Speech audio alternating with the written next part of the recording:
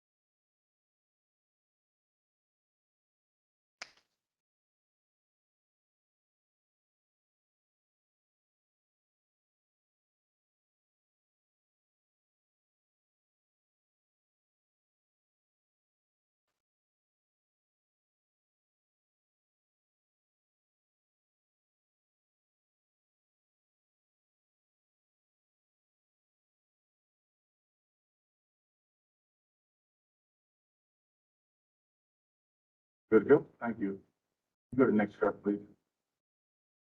I stated earlier, because of COVID precautions that were put in place, the visit and trickle down to GLA, had to make this a hybrid meeting.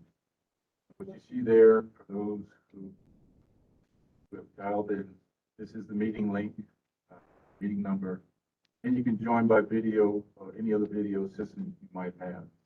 You can also join by phone at the numbers listed there. Next slide. Now, later on today, the meeting will be closed as announced in the Federal Register notice of meeting. However, GLA has so graciously, we're going to actually have a Facebook Live tour. The tour will be for the board members and the VA leadership. So we can look at things that have transpired over the last 2 years on this campus. 12:30 p.m. to 5:30 p.m. Again, I say it's closed. However, GLA will have a Facebook Live link open for the public if they'd like to watch. As I stated earlier, when the VCOEB meeting opens up for the public comment, speakers will have a couple options to participate. If they're logged in WebEx from a remote site, we will allow them open up the audio so they can provide their public comment via WebEx. We've also been notified that GLA will allow public comments to be presented in person only by the individuals who register for public comment. They can come here to this location here at Building 500, 1281, We'll allow them in the room for their allotted amount of time, and we'll ask them to depart. Again, there is a satellite location at the CTR dining hall. Public comments can be provided from that location as well. Next slide. See here the list of the initial 12 registrants who have registered for public comments. We have in the past had some very short public comments, and they've asked us to allow others to use that time. So we have 4 additional individuals, if necessary, we can allow them to provide their public comments as well. Currently, right now, those who registered on the list there. If you would like to come here to provide public comment in person, we can facilitate that as well, only tomorrow. Next slide. Here are some rules of engagement for the next couple of days. To the greatest extent possible, please hold all questions till presentations are complete. Understand that sometimes you have a salient point you want to make at that point in time, but we have a very tight schedule for the next couple of days, so all that I appreciate. Usually after the briefing, prior to moving on, the chair usually asks for any questions or comments. Wait for that time as well. So we'll know who has a question or comment. We ask you turn your name card up in this manner. You can see here, vertical position. Well, let the chair know to identify to select you public for a question or comment.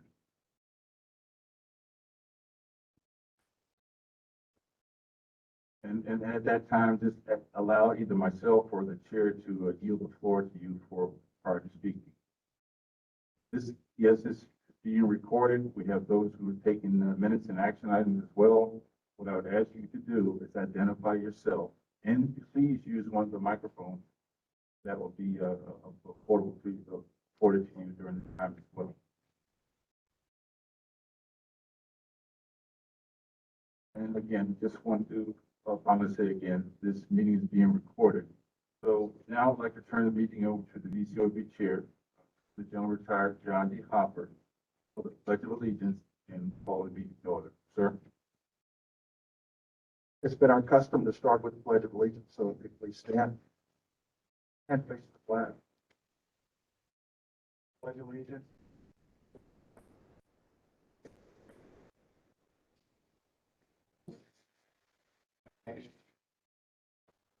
Indivisible. Thank you, and welcome back. I think the biggest interruption with this first day tomorrow, overcoming the temptation of more. So get that out of the way.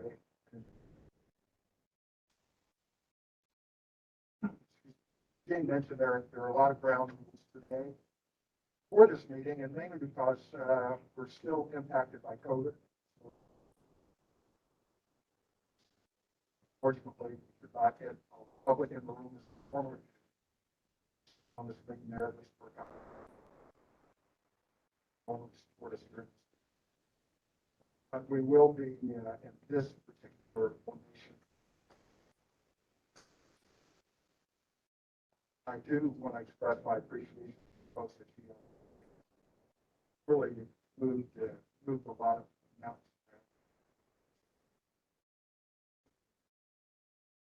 Okay, as much as possible. I was not aware that we'll be on Facebook during the tour. Great thing. Okay. So a lot of folks have done a lot of work, and I want to thank them. First part of the meeting today will be open, and then we'll close for administration. And tomorrow will be a full day. That are coming in now. First thing on our agenda is to get some training done. But we have to do this training. And frankly, if you don't do the training, you can't vote. So introduce Mr. Jeff Bray, for our federal advisory.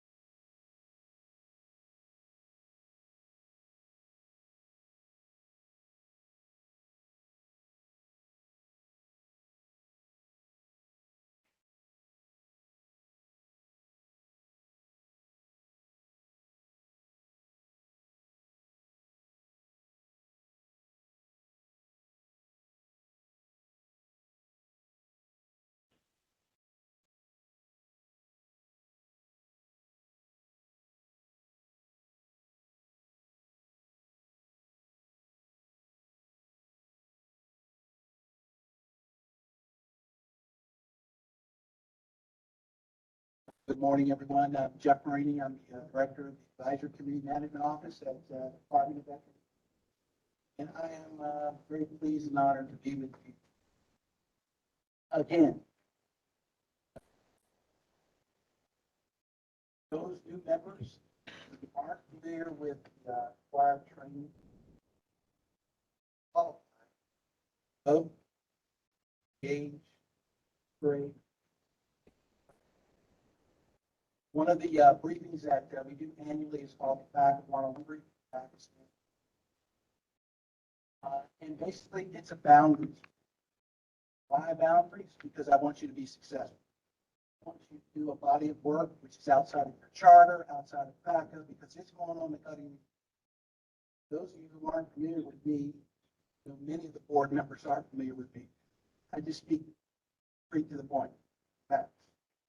Facts. That has changed. So let's begin this briefing with an understanding that the Federal Advisory Committee Act came into being in 1970. This is the 50th year of FACA. This is the 22nd year of the FACA final rule. And that's establish a committee, manage a committee, terminate a committee, and all federal advisory committees can be terminated.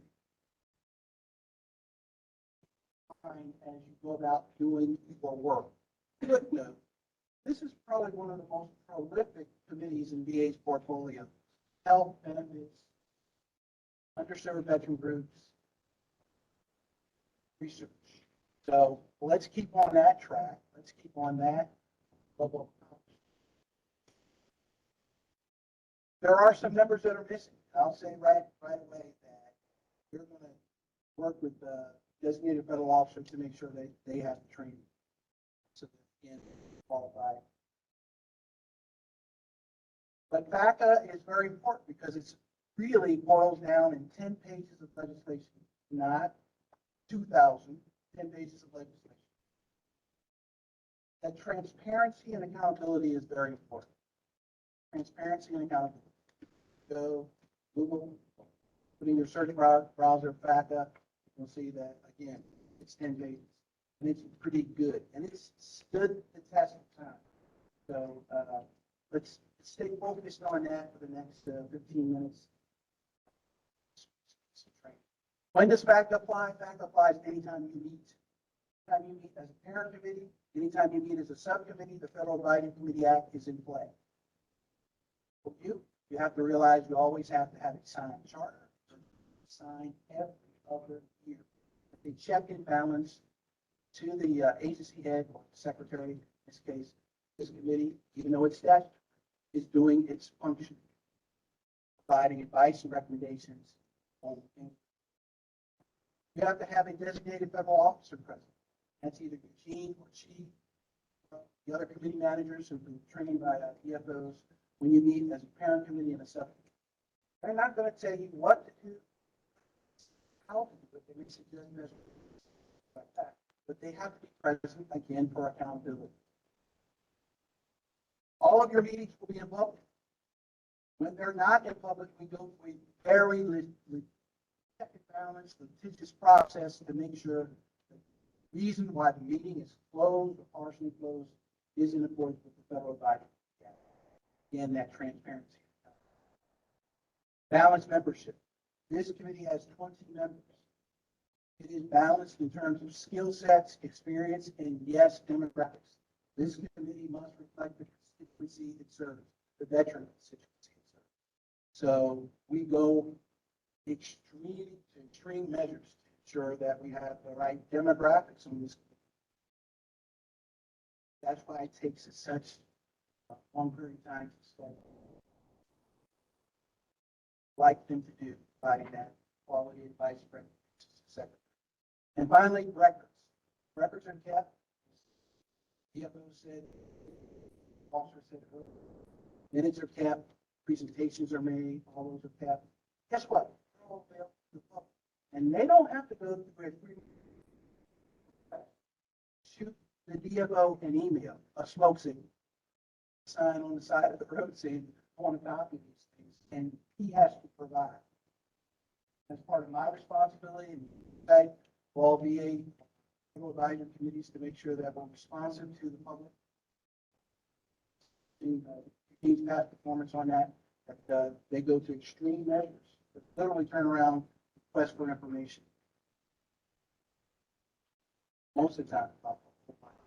Next slide, please.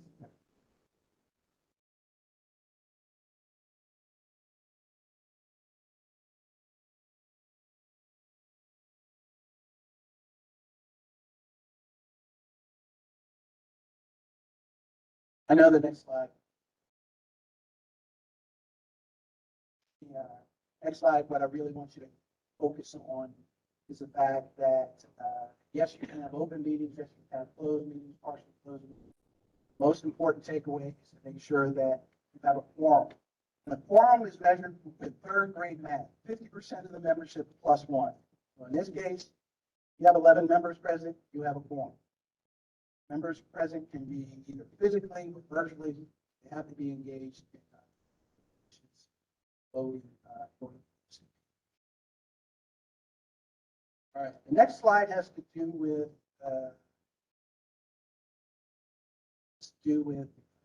how do you close it? As I said, it's a very litigious process in order to close a meeting. And what do I mean by that? For example, in order for the portion meeting you're going to tour the facilities to be closed, that petition had to be made from the chair, conferencing with the members, what they wanted to do, what they wanted to see, and the purpose of that. That petition had to be made to the designated officer, who made it to my office, and I had to confer with the Office of General Counsel to show them the law, reasons why the meeting was closed. And then we had to do something really unique. We had to tell the public, here's a meeting for 2 days, but for these 3 or 4 hours, the meeting is going to be closed, because that's part of that transparency portion, part of our responsibility. Thus, that's federal advice. Okay, next slide. There are times that you can meet privately as a parent or subcommittee. As a parent committee, you can meet privately if you're doing either one of 2 things: preparatory work or administrative work. Preparatory work would be, an example of that would be, we have abundance of research that we want to divide up between our subcommittees, A, B, and C. And it's going to take a little bit of drill down, a little bit of back and forth, a little bit give and take, because the research overlaps different boundaries or different areas of interest of the subcommittees. That would be preparatory, the ability to meet privately on that. Administrative work, hey, we're going to talk about our eventual first ever trip to Washington, D.C. We need to talk about logistics, we need to talk about where we're staying, how we're traveling, who we're going to meet when we're there, et cetera, so forth and so on. That would be an example of administrative reason to meet privately. If you boil all of that down, it comes down to making of the sausage. The public doesn't need to see that. We want you to have the ability to talk freely as a parent or subcommittee when you're doing that. So those would be reasons for meeting privately. This is a long laundry list of meeting privately, whether you do it physically or virtually, administrative calls. But the bottom line is when you meet privately and you're doing either administrative or preparatory work, do not in any way, shape, or form talk about recommendations, past, present, or future. That's crossing the line. That would set you up for failure as a board, because now you're committing a FACA violation. You meet privately, talk about recommendations. It's a slippery slope. Even if you start talking about past recommendations, format, and all that, stay away from that third grade. Next slide. I know from time to time, you as board members, because of bios, engagement with the community, your level of education, skill sets, that you'll get asked by congressional staffers or legislators at the government or at the state level to come meet and talk to them about the activities of this board. Here's what I would tell you as board members that you are allowed to do. You are allowed to do that as a private citizen. private citizen, go ahead and do it. Go ahead and engage, go ahead and express your private, your own opinion. What you cannot do is express the opinion of this board. The board thinks this, the board thinks that. I think the board is going to take a level of action on X, Y, and Z. You are not a spokesperson for the board. Very important you understand that. Me, as director of Advisory Committee Management Officer, VA Committee Management Officer, hear violations like that, spoke as if you were speaking to the board, I have no other recourse except to find the facts. If the facts lead to what I think they'll lead to, I'll thank you very much for your service and will replace you. Okay? So, as an offer, gesture, if you ever get in a case where someone asks you, a congressional staffer, member of the legislature, whatever, to come speak about this board and its activities, successes, failures, you tell them, yeah, I'll speak as a private citizen, but I'm not a spokesman for the board. Or, before you even do that, reach back to your designated federal officer. We'll set up a phone call between my office, DFO, yourself, our Office of General Counsel, and literally in 5 minutes, look at what the offer was, kind of keep you in the light, as you said, that you can have a successful case. Okay? You really don't want all of that work bringing you onto the board, all of the sacrifices, board member to go waste by saying thank you for your service before your time. Yes, we do have term limits. Please get the most out of your time. Slide. So my last slide, because it has to do with really bringing management efficiencies to the board. And I'll tell you, I was here when the board first stood up. Hopper, Gene, we've seen a tremendous amount of growth on what I consider the most prolific advice recommendations group that we have in our portfolio of VA Federal Advisory. And it's because you embraced many of the best practices here.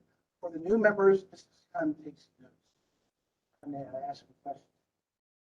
First and foremost is to master your calendar.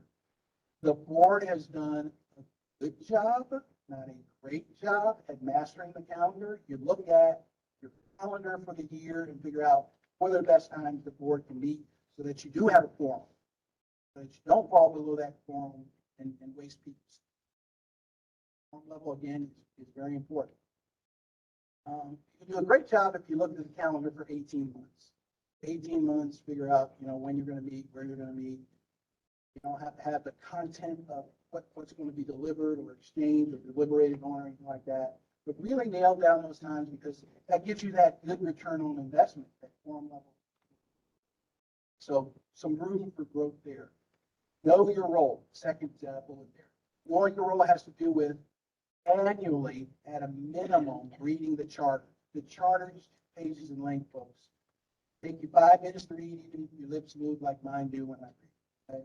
Read your charter, that's your boundaries. The other document I'll ask you to read, become familiar with, is the VA Committee Members Handbook. That's provided to you, PDF format. Sometimes we used to print it out in days. If you haven't seen it, literally about 15, 16 pages in length. And it has your ethics rules in it. It has the other VA committees in our portfolio, so you know what the other health, research, benefits, underserved veteran, federal advisory committees. Understand those, and some other things like term limits. Term limits. You're appointed as a member of this committee, you're guaranteed 1 term. If you get a second term, that's cherry on top of the cake. There's no guarantee on that. Many of the board members have received the second term. But after that, term limits. Term limits. Maximum. If you do a fabulous job on one VA committee, you could be nominated for another committee, but you can only serve 1 term on that committee. So it gets a little bit complicated, but term limits means you need to maximize your time here on knowing your role, reading that VA committee members handbook. Subcommittees, the committee has been really organized well in terms of subcommittees and its focus, its ability to drill down and draft recommendations. Footnote there is to remember that subcommittees don't make decisions. Decision maker is the parent committee. Subcommittees provide information, provide draft recommendations to the parent committee. Parent committee deliberates on those draft recommendations and then elevates those to their final status recommendations, vice versa. Subcommittees are very important in terms of, doing the hard, heavy lift at the ground level. Meeting mechanics. Meeting mechanics has to do with looking at your meetings and making sure that the presenters that are presenting always leave time at the end so that you can engage as board members and questions and that kind of thing, not just having briefing after briefing after briefing and then going on briefing. So I always look at all of our committees, battle rhythm, keep up the good work there. Cross-committee collaboration. In the very early days of this committee, 2017, 2018, that kind of stuff, we had a lot of other VA federal advisory committees coming to visit, like the VA Advisory Committee, Homeless Veterans, like the Veterans Rural Health Advisory Committee, et cetera, et cetera, so on. I would ask you to continue to reach out to other committees and invite them to your committee meetings, whether it's physically or virtually. Let them have the opportunity to tell you about what they do in their area of responsibility, kind of enrich the idea of information sharing. A lot of committees have learned from you, and I think you have learned from other committees as well. So please keep up that particular best practice. The SMART template.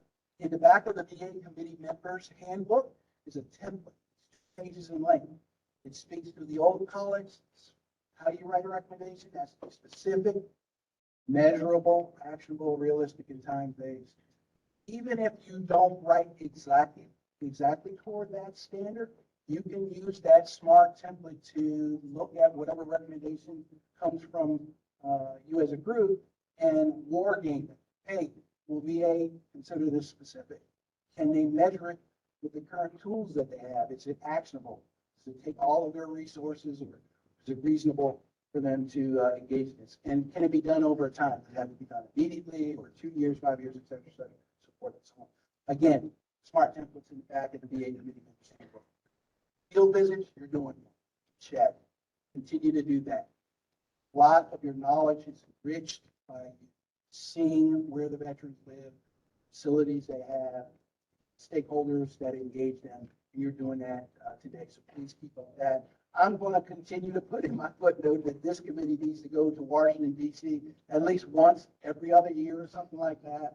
I'll stand on that mountaintop because there are a lot of folks at central office that know you exist, but they only know you exist on paper or when they see your recommendations. They need to grip and grin, see you, look you in the eyes, answer your questions when they make the presentation. I think you can only do that sitting across the table or in a room.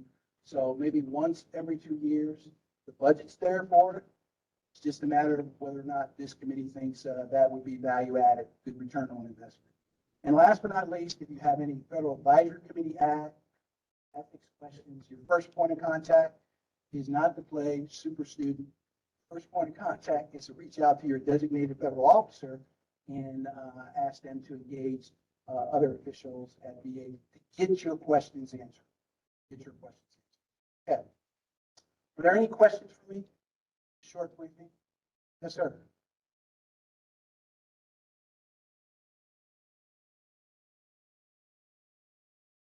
Thanks for the briefing. I appreciate it. Anthony Allman for members of the public. On slide 2, it notes quorum includes ex officio members. So in order to have a quorum, non-voting members are part of that group. That's correct? Yeah, we looked at that a while back, initial standing up of the committee. They're considered committee members.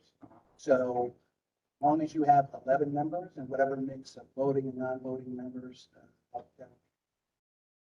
Okay. And by the way, I did my homework account. And the second question I had regarding term limits, you know, more than 2 terms, but there's a couple of us here that are on waivers. Could you discuss that? Yeah, so from time to time, the director of Veteran Experience Office, my office, members from the chief of staff, we kibitz, we figure out what's a good mix of skill sets, experience, demographics, and we, obviously the secretary makes the ultimate decision, but the recommendation going forward is to stagger those departures from the committee. So that will occur over time before anyone is told that, they're up, their waiver extended beyond 2 terms is up, they'll be notified, they'll have that conversation. It was important, not only to this administration, but past administrations, that this committee have a solid foundation of leadership, skill sets and things like that. And as you know, you look around the room, it's very difficult to get these very narrow skill sets, their experience, and yes, answer the demographics question. Make sure that the committee is fairly balanced. So hopefully that's a long answer to your question, but that's some of the thought process. Yes, sir. Morning, and thanks again for your presentation. I think your suggestion that we travel to Washington is outstanding. Committee exists to advise the secretary and the senior.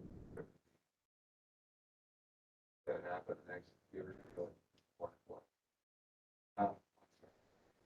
Okay.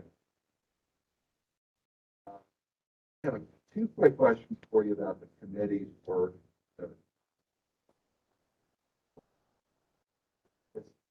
You noted that this committee is created by statute. Does the VA have any other congressionally created federal advisory committees, or are we one of these? Yeah, so VA has 26 federal advisory committees, 17 of which are statutory. You were one of those 17. One of those statutory committees has actually completed its mission. It's been administratively inactive for over 11 years. That was a deliberative decision to stop activity on that.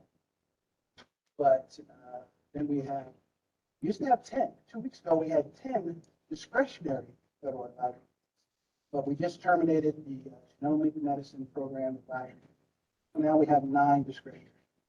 Here's the thing, whether you're statutory or discretionary, you're empowered to be a federal advisory committee with a charter, a mission, and all the other, backup things that's it. And secretary, as well as the senior leadership, take your advice and recommendations seriously, statutory or discretionary, because you're filling a gap in terms of skill sets, experience, and an outside perspective into the way we do business.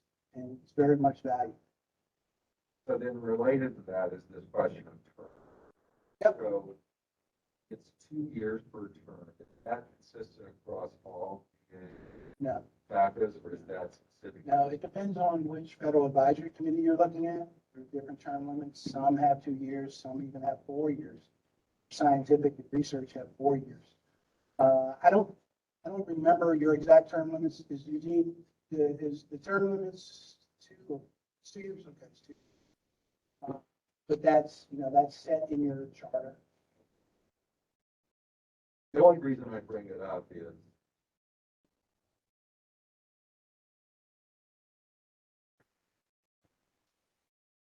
I'm sorry, it's a sir. very long-term effort. It is. Redevelopment.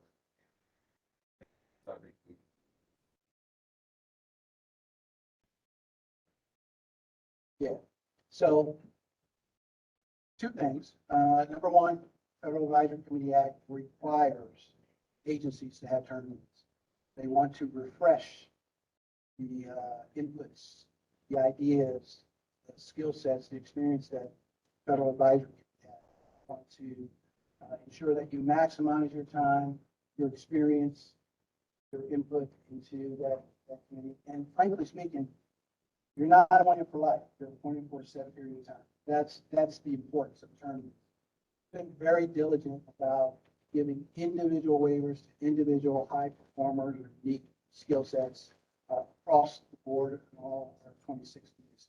The second thing I would tell you is from time to time, you as a board or all of our committees have high-level senior VA officials visit. For example, the chief of staff, the morning man, visiting today. He's a visitor. He's here to learn. Not here to I don't want to speak for you, man, but in general, the Federal Advisory Committee Act, she's here to learn. She's here to understand where your deliberations are going and those kind of things. You are here to engage each other. You are here to deliberate on draft recommendations, which eventually bubble up to being final recommendations. So, and my suggestion, and it's only a suggestion, is understand their role. They're not here to answer every question that the board has for the administration. They're here to learn, to, understand some of the insights that you're going to bring to PA. Just all right. I think my time is up, unless you want me to drone on any further. Thanks, Jeff. Okay. Thank everybody. I'll be here. Please feel free to circle back if you've got any other questions if you want. Appreciate your time, and most importantly, I appreciate your service. So I know you could be doing a ton of other things. Take care. Have a good day. So with this hybrid approach, this is the first time, so we're learning. Got it's great feedback we're getting from the satellite location that they can't hear very well. So we're going to ask you, we're going to put another microphone in place here at a break. We'll also ask you to be very deliberate in speaking into the microphone. Be very deliberate in identifying yourself as a speaker. Next chart.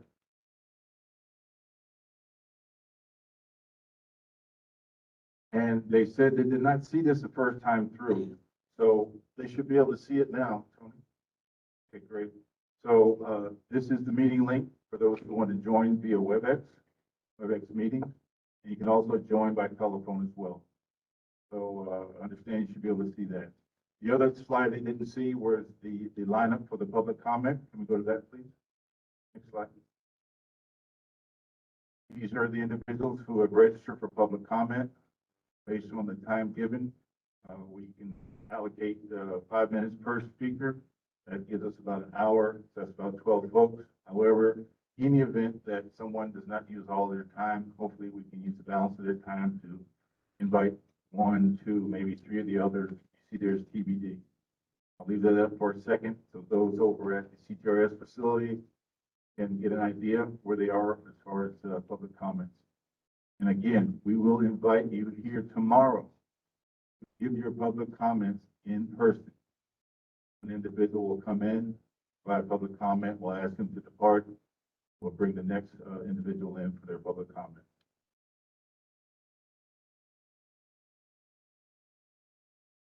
If there's no other questions, we're just going to sit here and follow the agenda.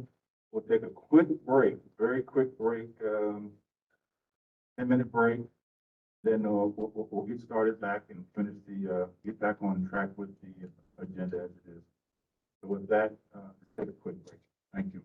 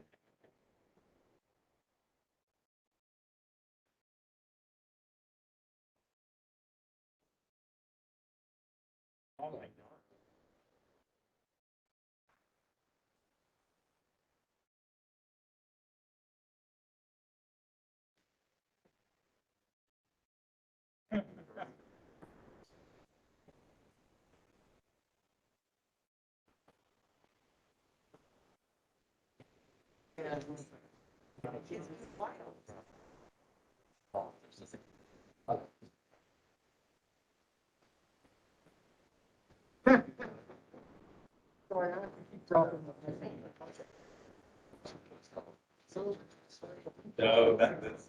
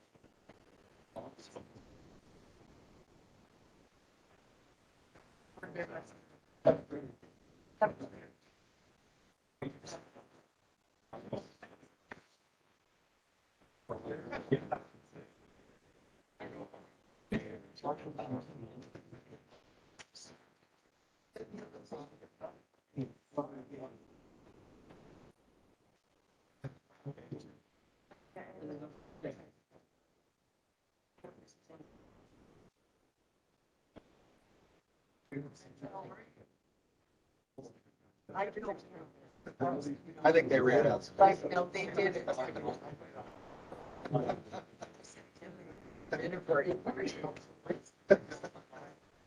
Well, I don't think Sarah.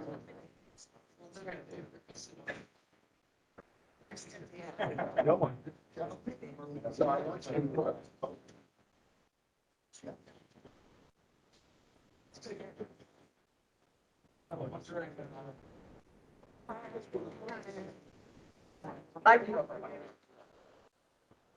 I don't know.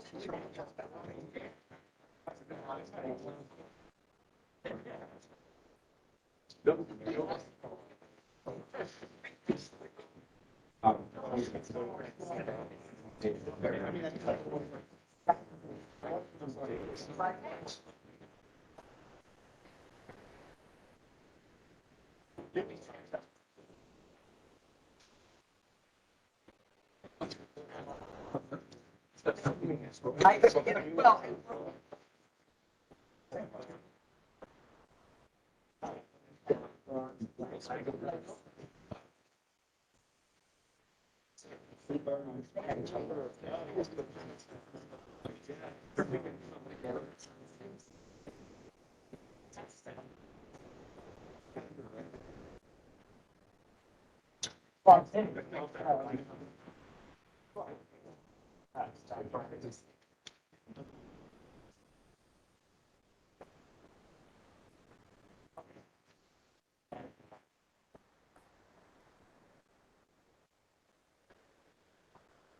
So I stopped talking. Oh, yeah. I can look.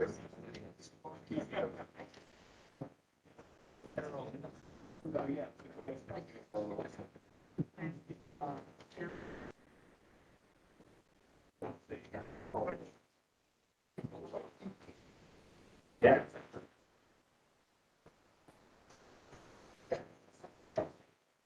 So we're doing a test, just doing a test. CTRS. Well. That helps. Did the volume go up a little bit for you guys? Do you understand better? Right. There you go. If you need us to turn it up a little bit more, we will, but we're okay for now. If you need us to turn it up, have Jesse let us know.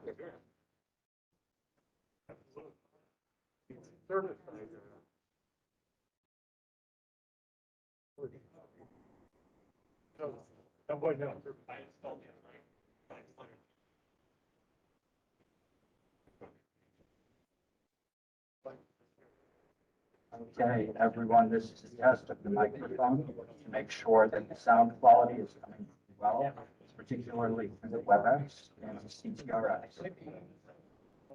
Thank you. This is a test of the sound system. I would like to make sure that everything's coming through clearly. The folks who may be listening to CTRS or through WebEx. Thank you very much.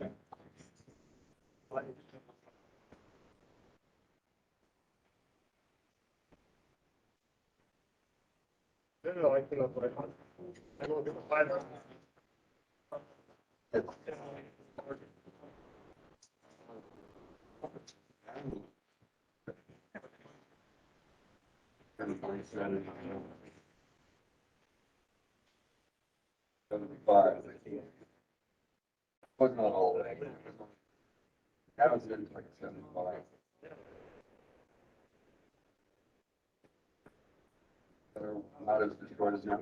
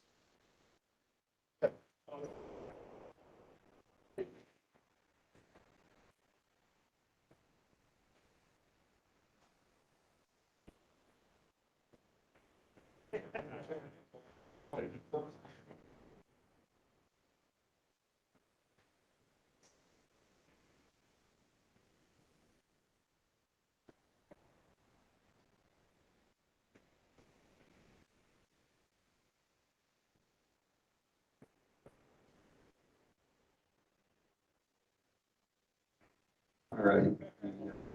These are the presentations will be from the table, not the lecture. So can you hear me okay at this point? In CTRS, it comes up, I think you do that.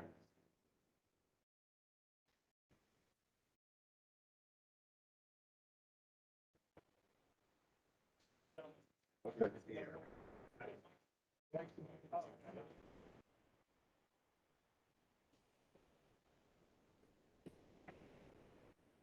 All right. So can you hear us over there at CTRS? Kyle?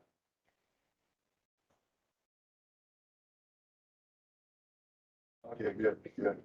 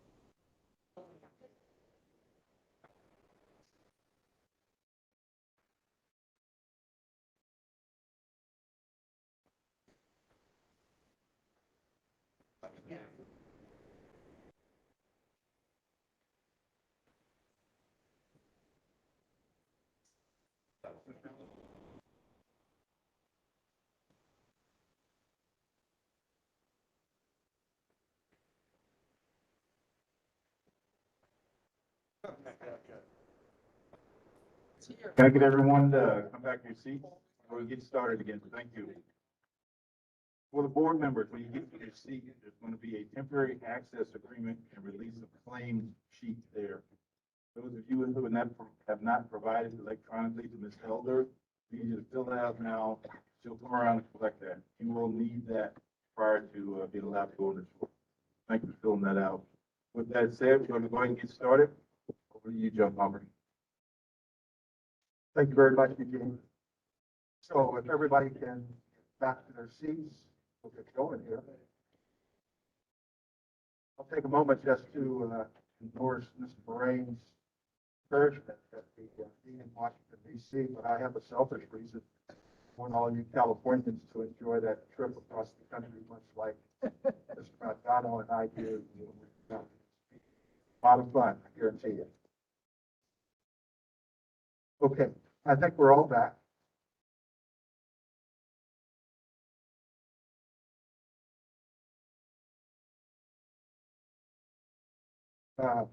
As you can see, the chief of staff is here with us. She'll get formally introduced in just a few minutes. So let me just comment or two. I have to take a minute to pause, acknowledge one of our previous board members who is literally not with us anymore. The last time we met in person, Shirley Navari was with us. Founding family of this legacy soldiers home. We miss her dearly. We miss her grit and determination. We'll certainly carry on forward. So Christine is here. I remember her on this. We also have some guests with us from the VA staff. I don't know their names. Officers, I hope to get right. Representatives. And that's or something. The Office of Legislative. There, very good. And OK, I said in President. Very good. Thanks so much for joining us.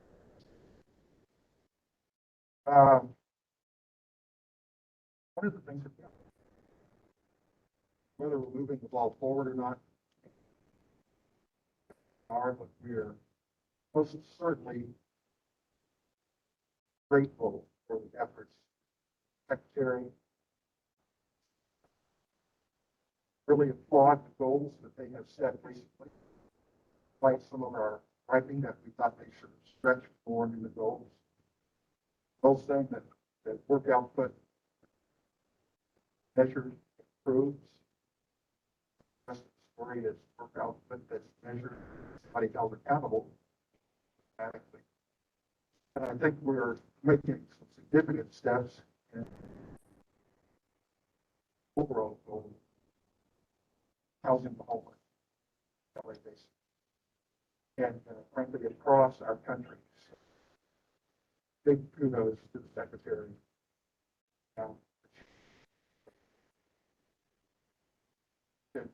That particular go forward.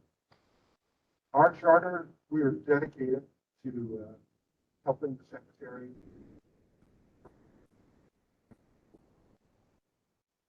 to have that down for all 6 years.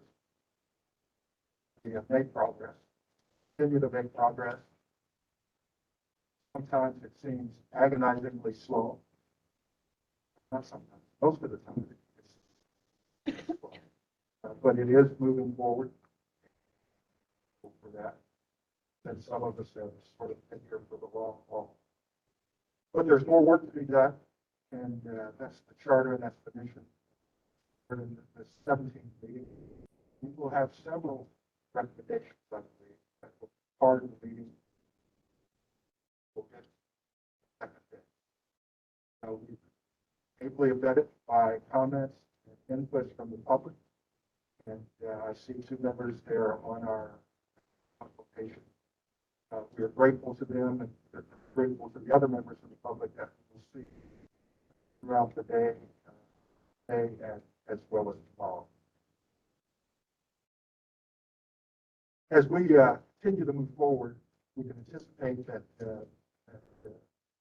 this work will accelerate because it is on an accelerating path. Hope that we can bring in some of these projects sooner than the timeline that appears in that plan. So to do that requires concentrated effort, requires things that we can do to help the secretary and staff our oversight, and then offering them good recommendations, make things, improve things, make them go faster, make it better. And that'll be part and parcel of what we do today and tomorrow at this particular.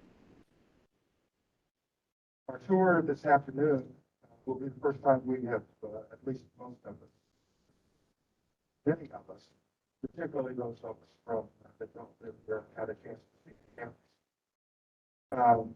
But I would pat on the back many of our board members who do live here, who make it a habit. Perhaps even weekly, where you live wrong. Anthony Alman, you,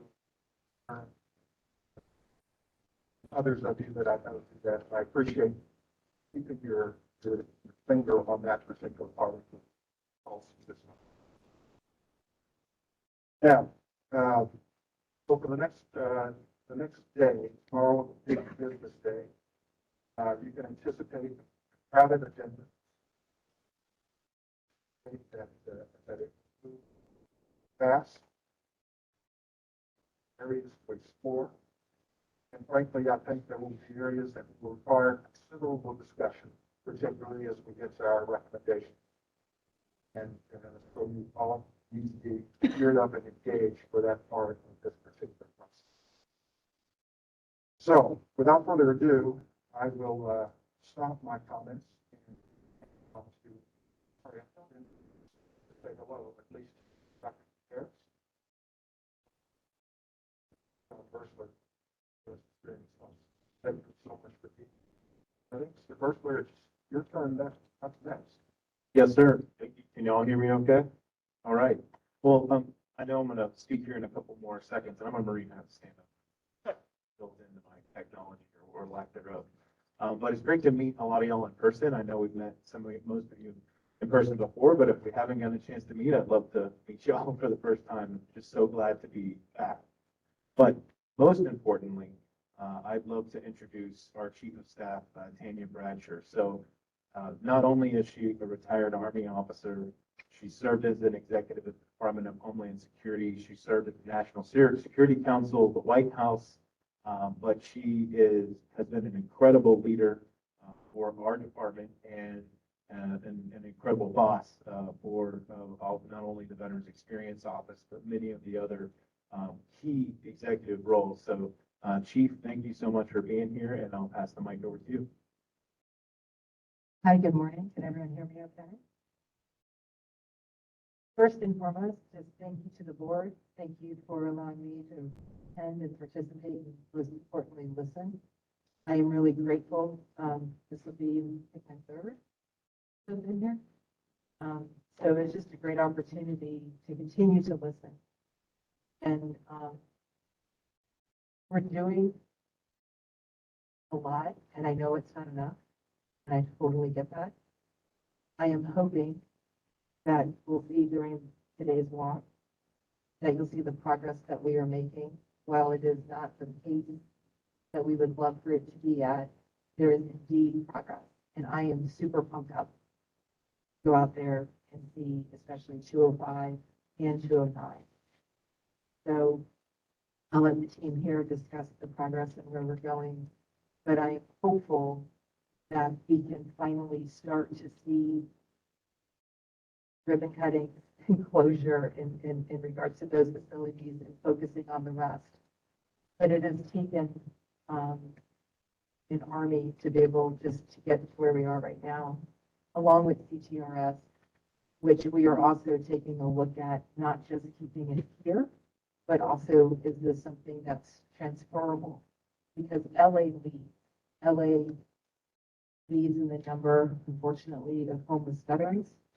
And so wherever LA goes, the rest of the housing program office across the nation follows. So you guys are the trendsetters, the stalwarts, and we are here to learn from you and be able to take what we learn from here and use it across the nation, which is why it's so important to have our OCLA, Jason Melton here, why it's so important to have Robert Davenport here from OGC, because their work back in DC has made a lot of work here possible. And so it's just been a little more out the box for anyone that has ever worked for Secretary McDonough previously. He is not someone who sits back and waits.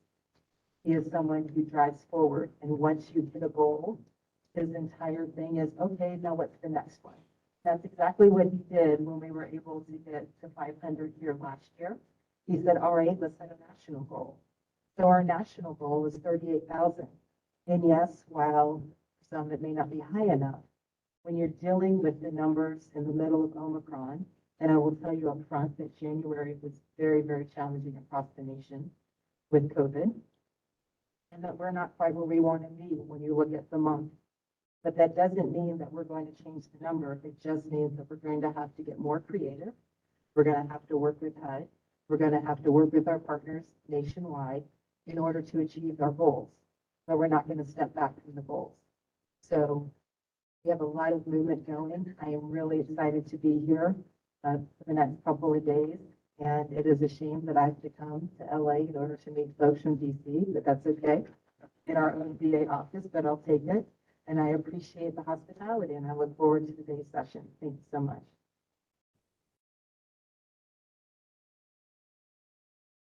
And I guess I'll take back over. So thank you, ma'am.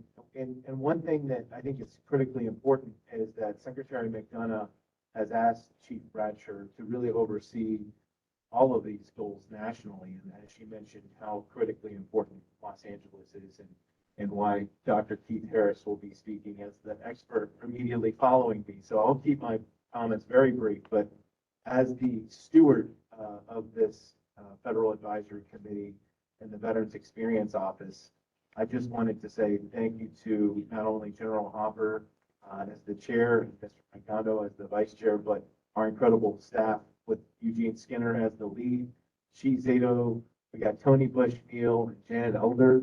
So all of this, you know, we haven't done it in 2 years, roughly.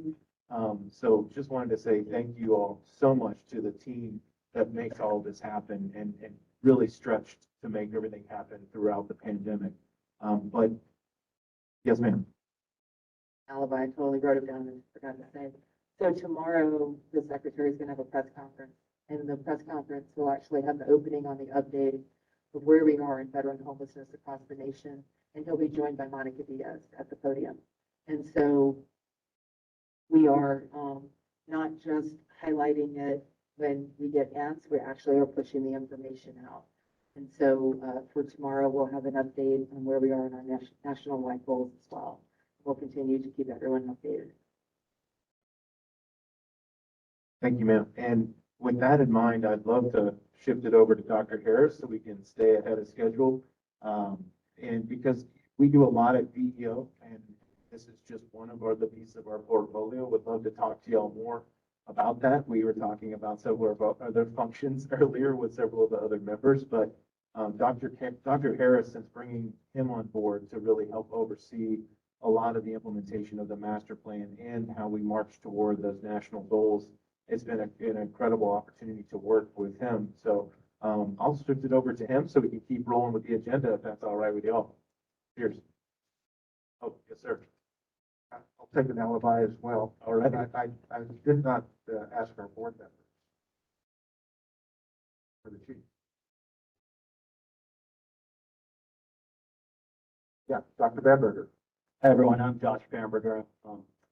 And thank you so much for being here and attending to this issue. I totally agree that what happens in Los Angeles will be the model for the rest of the country.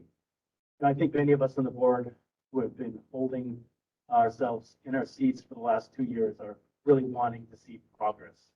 And I think for a change, Congress has done its job in allocating sufficient resources to this issue, where we have unbelievably, I think, sufficient number of housing vouchers so that no veteran would have to sleep on the streets. But yet we're not doing what we need to do to get those vouchers to the people that they need. And also, the demographics of homeless veterans have changed dramatically over the last 2 years, with veterans getting older and sicker.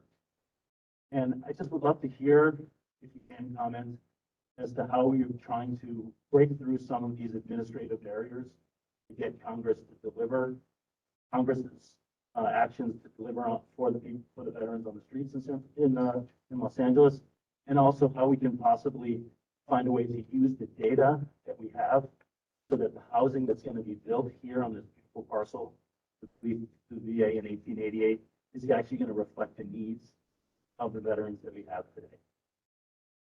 Tough questions. I hope can help you on your feet to the fire too.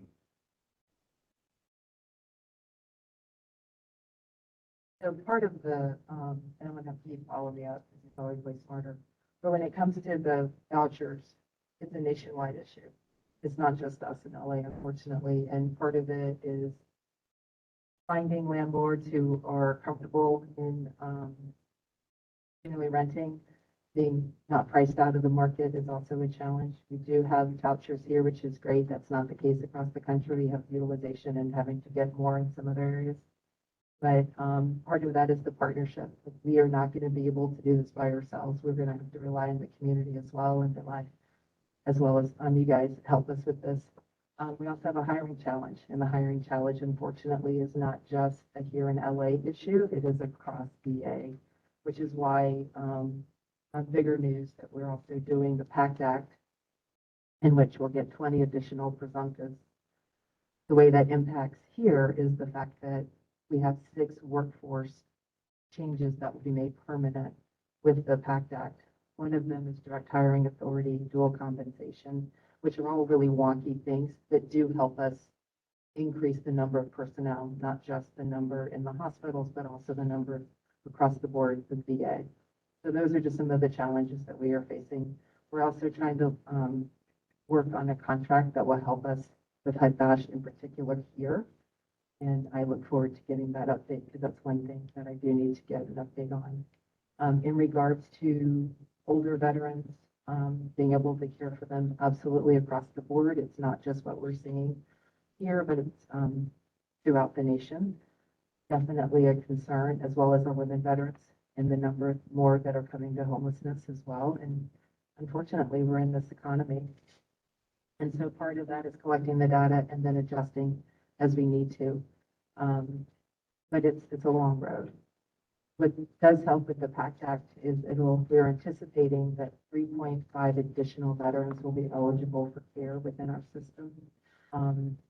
The good news is we'll be able to provide more care to more people. The challenge is we got to get them processed in, we got to get them through the backlog, and we also got to get them through the medical. So if we do have some homeless veterans that are dual that are able to get some of the burn pit toxic exposure presumptives that are out there, that'll also increase the healthcare that they'll be eligible for. That really hits our Vietnam and 9/11 generations. along with hypertension, which is the first added to the list. So that's a very long, convoluted answer, but the bottom line is you're absolutely right, and we're going to keep plugging away. So, you know, I've heard this for so long in Los Angeles that the inability to have units is the great limiting step. I don't believe it. I just don't believe it. I would love to hear what you think is different here in Los Angeles than Houston, Charlotte, Detroit, Fort Lauderdale, where the numbers of homeless veterans have plummeted to 25% of what they were prior to COVID. And yet here in Los Angeles, probably, you know, Pitt County isn't out yet, but soon it will be. You're not going to see as much of a big change. What's different? What are you doing? What's the secretary doing to get Los Angeles to perform like these other communities that have almost ended homelessness for veterans? Which is something, you know, we have to do this. It's a national embarrassment. We have the resources, we have the knowledge, we have the ability, we know what we have, the examples all over the country to do this, but not here. What do you see as different and how can you help them? You're absolutely right, which is why we hired Dr. Keith Harris to come here, why we took a village and I pulled him out of the homeless program office to help us resolve that. And he's got 3 years, he's, I think, 6 months into it so far, in order to help us figure it out along with the amazing team here at GLA. And I cannot tiptoe around and say that I have an answer for you, but we're putting as many resources as we can to get to an answer. You're welcome. Did you have?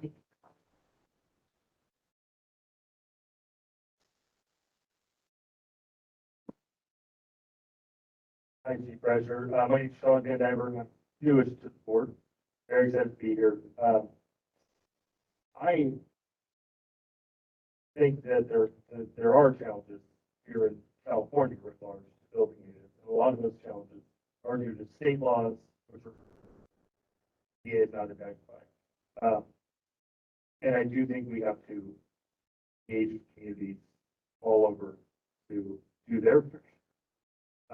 Toward that, I'm wondering, perhaps for the board, but for Registrants, are there working groups, are there sort of sub-interagency with HUD, with HHS, with other groups where there are opportunities for us to engage and perhaps bring some of our state and local friends along to try to build out the solutions that will work, because California, my house has gone up 50% in the past 2 years. There's no way that my children will be able to live here, let alone a lot of the folks that we're talking about helping. So the secretary is currently the vice chair page, and I should know what the vice page is. Council Homeless, thank you. He's now ready to be the chair very soon. I haven't had, in regards to the USA page, having you guys communicate, that's definitely something.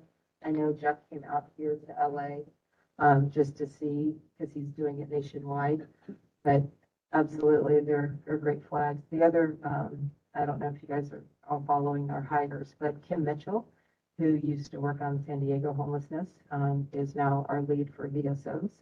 We are super excited. I stole her from John. She was supposed to work for him, and as soon as we realized who she was, I was like, nah, she's coming up to headquarters. So we're also looking at bringing in more experts along the way. So we're super excited to have Kim on board.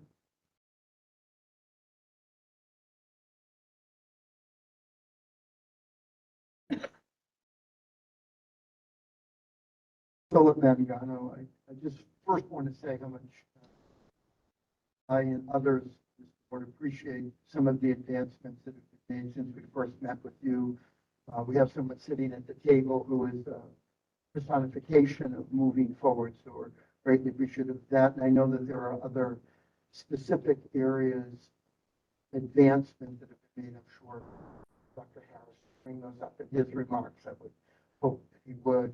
So we do see that kind of advancement, and we're very appreciative of it. We understand that the commitment that the secretary made is a real one, and it's a question of implementation. On the issue of the vouchers, on the issue of working with landlords, which is very difficult work. Everyone knows that. We've tried to advance some initiatives here in terms of best practices in Los Angeles. But there is a new landlord in California. It's the governor, who's created a home key program, which now literally the second round of applications are in. They're in the process of announcing another 13,000 units that are specifically targeted only to homeless people. And the governor and his office have indicated a strong work with the VA and with HUD to utilize underutilized HUD-dash vouchers in the home key program. So there won't be a negotiation with landlords. It's already been done. The units are specifically targeted, and they have a preference for veterans. They want veterans to be in. There's been some advancement on that, but I think moving forward, leaving behind some of the old practices that haven't particularly worked. And with this specific initiative readily available, HUD and the VA, so there will be another 13,000 announced. It's a rolling announcement. Next year, there will be another 14,000 units available in California. The amount that could be targeted to homeless veterans, it's basically unlimited. They would be eager to work with local communities, but specifically to begin the process of working with HUD and the VA in terms of a public announcement. In preparation for this meeting today, I reread the communique that Secretary McDonough and Secretary Fudge made a couple of years ago, and their intentionality to increase the number of what they call affordable housing units. What we need really is housing affordable to homeless people. Affordable housing units rarely touch lives, but housing affordable to homeless people, specifically in the home key effort, would make a substantial increase in the units that homeless veterans would occupy.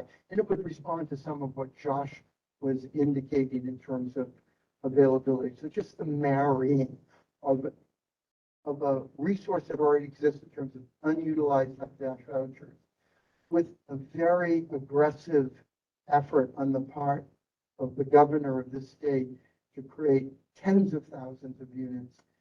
I think we'd be eager for that kind of announcement to be made by the governor and the secretary, and maybe Secretary Fudge as well. It would, I think, would raise morale significantly in terms of fulfilling the commitments or fulfilling the promises that are made in that joint communique. So I offer that simply as a recommendation, acknowledging that lots of advancements have been made. I think that one would be proper. I would hope so, but I would hope that we would continue to progress on to them without, I mean, the challenge I have with the secretary is he's on the road constantly. We are ping-ponging, he's heading to Colorado. So just figuring out when, I hope that we can make movement without having to just do the announcement, that we can just go, right? And then acknowledge along the way when the progress that we're making. But I am tracking the announcement from the governor and trying to figure out those pieces and parts. I just worry that if we try to find an opportunity to get two members of the cabinet here at the exact same time, that I don't want that to hold up our ability to go forward. Because that's definitely, it's the White House isn't successful in getting cabinet. The cabinet calls just a heck of a lot. I shouldn't say this out loud. Just the staff. But because they're all moving, they're all on the road. Yes. Dan. Yeah, I'd just like to say something. Chuck Rosenfeld and I'm a local, like many of our neighbors. We've observed this property all our life. Not playing every day. It's probably the most visible and significant piece of real estate. Progress in this data here is going to define the purpose of the property after the lawsuit a few years ago. We have developed a master plan, or you have to design, and it's evolving positively. You've selected probably the best principal developer team that we can conceive of in our industry here locally, and we're making progress on housing, acknowledging there are many things we can do better. Like every time we come here, we should appreciate the government really has done something.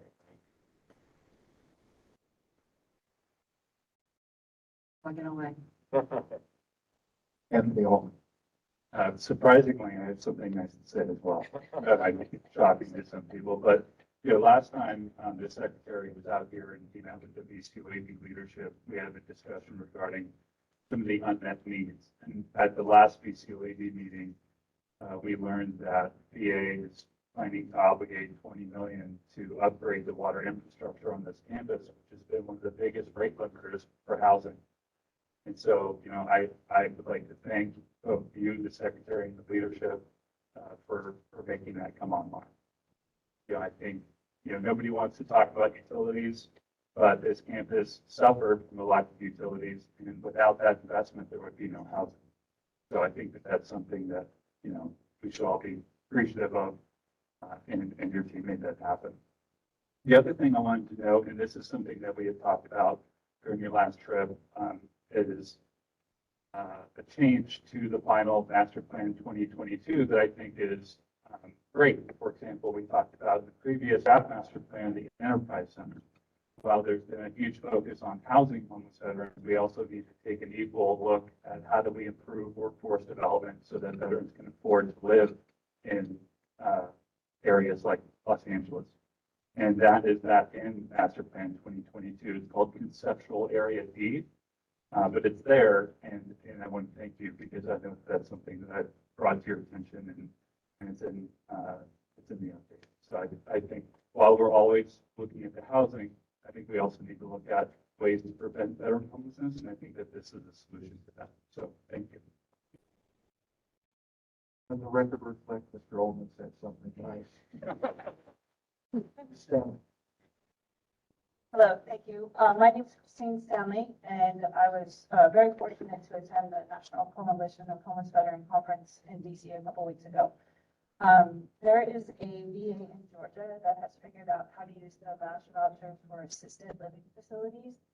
I was wondering if we could possibly get more information on that or try to bring that model here to support that elderly veterans.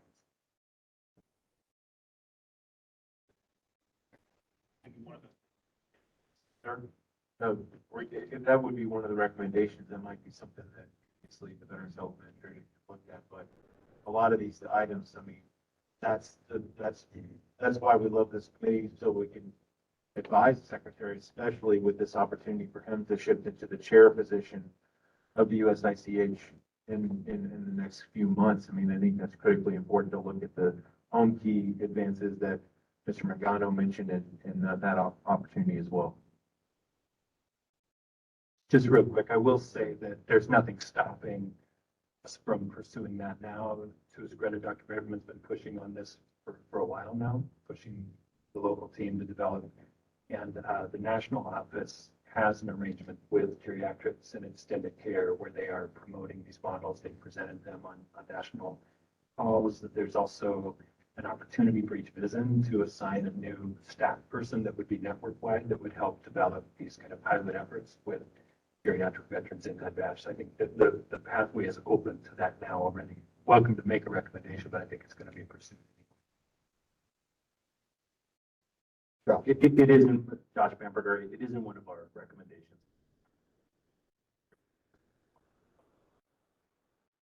Residential care facilities. Stated that Dr. Braverman is working on it. The report. Stanley, did you have another question?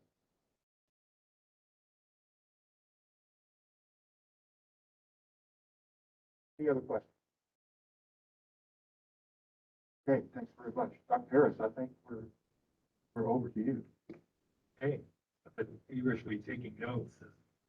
Talking is changing what I wanted to talk about a little bit. I want to start by just acknowledging it is our first meeting since Master Plan 22 was signed. I know not everybody is perfectly pleased with it. I know it's not perfect. Efforts of this nature rarely are, but we very much appreciate the board's input on that. Anthony provided an example of where we received input and worked that into final draft. Appreciate comments and input from the public that was incorporated as well. Whereas the draft master plan was aspirational in nature, I think the biggest difference with master plan 22 is it's more operational. A lot of nitty-gritty detail in there reflecting the many lessons learned since 15, 16 and onward, particularly around how VA can prepare parcels for turnover and have them ready for operations. I feel you're going to get a lot of detail over the next 2 days. Rather than dive into that detail myself, I want to share a little bit about what I think are reasons for optimism. And with that, I do want to touch on some of the questions that while we've been chatting. On the master plan land use side, we've seen some recent success in fundraising on the part of the principal developer. For instance, we see additional statutory flexibility coming in the PACT Act that'll impact EULs and what can be announced there. Those two things alone are reason for optimism, reason to believe that for a change, we could actually be looking at accelerating time periods rather than. So that's a really exciting development on the land side. On the services side, which you heard reference from the chief, I directed operations for VA's homeless program for the past 11 years. I naturally gravitate more to the services side of things. And there's a lot going on there also. So Josh, I want to just address briefly a couple of things you raised first. And actually that Philip raised as well. I want to acknowledge that there are thousands of unmatched vouchers in OA. And when you hold that up next to the fact that there are thousands of homeless veterans in 10% of the full national counts here in LA, nearly 20% of the unsheltered count. Didn't know that, let that sink in for a second. Majority, nearly 3/4, I think, of homeless veterans here in LA are unsheltered. We have to do something about that. The fact that we've got the resource and we've got the need is a real problem. There are many efforts underway to fix that. Most of them right this second around building out the ability to provide housing search, navigation, and support for veteran voucher holders who are seeking housing. At any given time, there could be up to 500 or so veterans with vouchers. Many of those over the recent past, were not getting any intensive housing search and support. That's one of the things that we've identified over the past 6 months or so.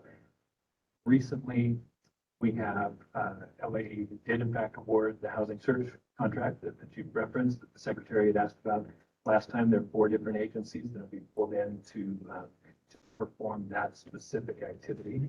Part of the local VASH team has been reassigned to perform housing search as part of the intake process for voucher holders. The medical center is looking into DEMS, which is the emergency response, ability to send staff for a quick targeted burst of effort to perform some very specific roles, such as driving veterans to look at units, really bringing an army of people to help veterans seeking housing. The other part of that effort that will have direct impacts, there will be landlord engagement, landlord relationship efforts built into that housing search role, that housing. That is a piece of what we see successful in other communities that will be adopted here, getting landlords to dedicate units to veterans, to hold them for veterans, to prioritize veterans for those units. So I think there's real reason for optimism that we'll see the numbers of voucher holders moving into housing increase. We've also targeted a lot of effort on project-based units, which are dedicated to veterans. Veterans aren't competing with anybody else for those. You know, we've had quite a few vacancies in those as well. Been a lot of effort there. We've seen the vacancy rate go down in those, meaning the occupancy rate up recently. You mentioned the need for data, the need for population-specific housing. A couple things about that. I know that the team, and particularly the principal development team, is thinking about that in the projects they're looking at. 207 will be targeted at aging veterans. There is no question that is the single biggest subpopulation we need to focus on. Well over half the veterans in that VASH, for instance, are 55 programs essentially running veterans now. We do have to be a little careful with reserving, targeting, carving out units for subpopulations. It's really easy to overshoot that and end up with empty and people out in the street who can't get in because of specific criteria. The reason I think we'll be able to do a better job is that there's been a lot of effort working with LASA on data sharing. The team here is building out a public facing dashboard, one of the board's prior recommendations. That'll help bring visibility to both need and resources available for those. But we have more work to do. I think part of the idea is as we get closer to bringing units operational, then we can target exactly the services needed to meet that particular subpopulation. The other thing I wanted to note is there's quite a bit of interest in learning from other communities here. So you talked about how, to what degree is Italy unique? It is a unique place. There's no question about it. That the number of homeless, the cost of living, the competition with other subsidies. The emergency housing vouchers have had a real struggle getting used here as well. It's not unique just to veteran voucher holders. On the other hand, there are lessons to be learned that could be applied. Medical Center, I know, has talked to staff in Washington, D.C. They're talking to staff in Detroit, talked to Boston, read about Houston's success. So there's a real interest in adopting what has worked elsewhere that can apply directly here or incorporated into specific.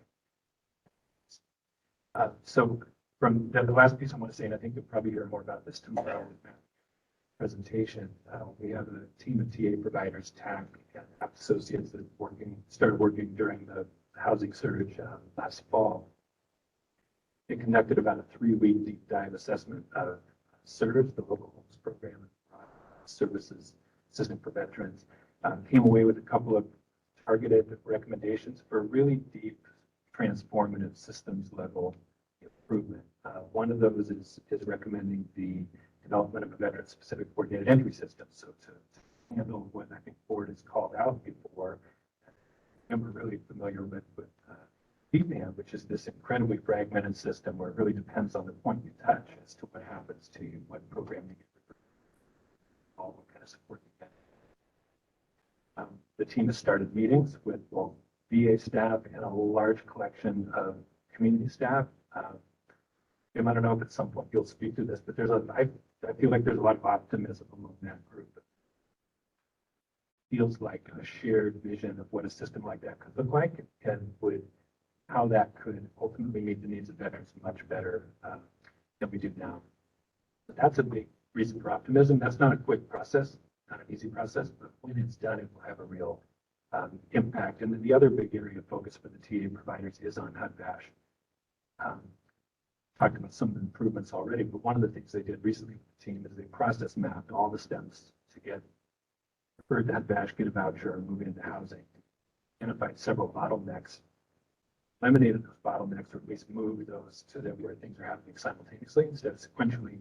And they saw much more rapid move-ins to permanent housing for the past 2 months. So it demonstrates that we can, in fact, identify problems, fix those problems, and see positive results. So it's not often we get to talk about being optimistic with this work. There's been a lot of challenges, a lot of obstacles. We've done a lot of explaining about what went wrong, but I really think we're in a position for optimism. And what we have to do now is, of course, commit to doing the work and join together and work. Thank you.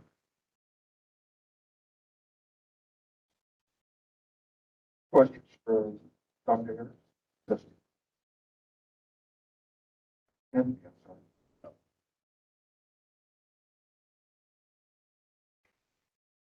Dr. Bamber, go on.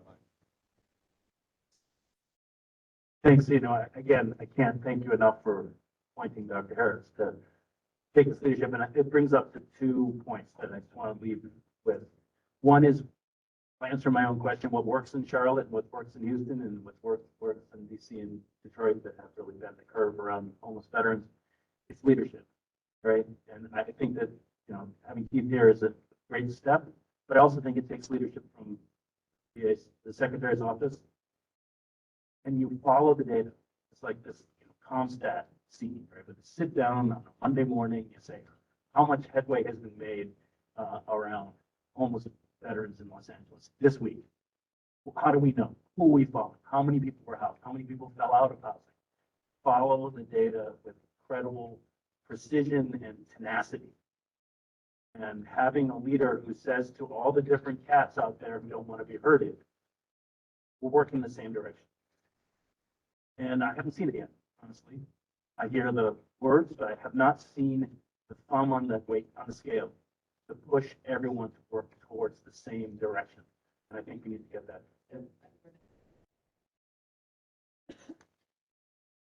So real quick, I have an update every 2 weeks with the entire homeless program office in one medical facility.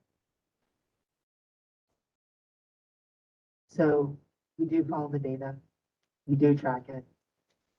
I am out here more than any other place, period, to the point that I'm finally going to go through the Riverside Cemetery. I've been here for 14 months. I still haven't seen it yet. I've been in California. So I hear you. We're doing everything we can. We are connecting as many dots as we can. I know my words are useless until you see action. And all I'm going to ask is for you to hang on, because I think in the next 6 months, you're going to see where the work that we've been doing behind the scenes, just like getting the water. When I first came out here, the biggest thing was water, pressure, water. It's gritty. It's not sexy. It's not quick. It's below the surface. But if you don't build the foundation, you can't get to the house. And we're still in building the foundation. And we're not going to give up. And that's all I can tell you, is we're going to keep going. In the next meeting, we can be right back at it again. But what I can tell you is we're not going anywhere. We're going to keep updating. We're going to keep charging after the data, and we'll keep moving it as best as we can. And I can't make up for the lost time, but I can promise you where we're going and that we're going to keep at it.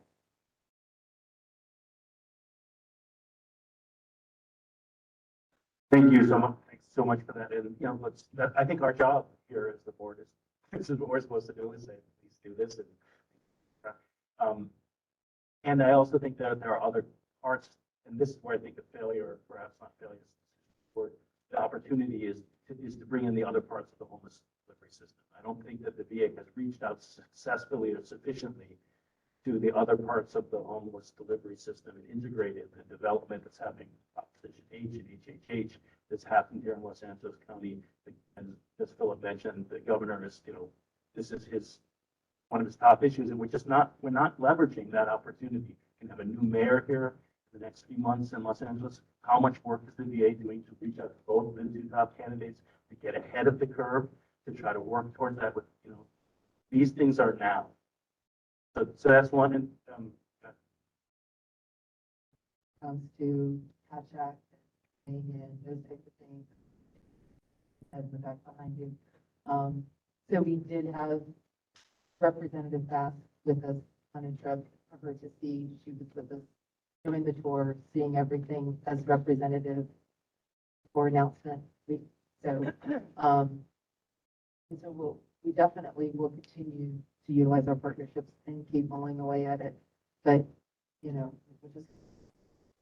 and just again, the examples, you know, Julia Orland and Hoboken is doing amazing things to end homelessness for veterans and chronic homelessness and families, because she brings all these people together with her personality. Again, Keith can do this. That's one. And the second thing I want to leave with is that this idea that housing that's being built on this parcel, representative of the data, but I haven't seen the gap between the data and the type of housing that is being built to be breached. I don't think we have made that bridge across. So the housing is being built, the architecture plans are already penned out, or and I don't see any housing that is, you know, has a room for a nurse, or is specifically designed as a PT area for elderly people, or a memory unit with, you know, so that when people are wandering as they have dementia, that these things are not being built into the buildings that are being proposed, and they're not reflective of the data of the elderly veterans that are happening. So we know what the data is, but it's not translating to what the developer is developing.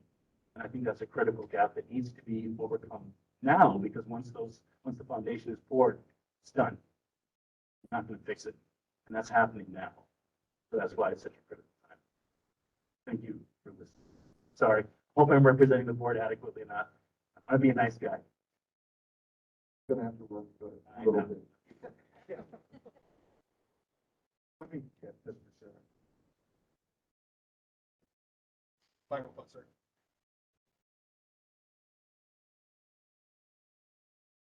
Good morning, Jim Zenner for the record. I'm a veteran, spent 7 months at a GPD here and did case management on Skid Row 2 years after I got back from Iraq. I just want to say there is a lot of hope. In my regular job duties, I supervise 70 peers across LA County, working specifically around access. It just seems like there's a lot of great momentum. Still have a ways to go with access, but I've really seen a different VA the last couple of years. So much so that I just got an appointment for care here myself on July 3rd after not getting care for a while. So a lot of great momentum. I appreciate the partnership and everybody that I reach out to, the VA leadership team here is responsive. We're making connections with the community to really kind of leverage the community as a feedback loop. So decision making is really based on what's happening on the ground versus kind of some of us that sit on 6th floor, 10th floor, making decisions. So I just want to say that a lot of great work being done, but like you said, Chief, we're not there. We're not even close to being there. So just wanted to point that out. And with the veteran continuum, like Keith was saying, it really is like, what do we want to see it?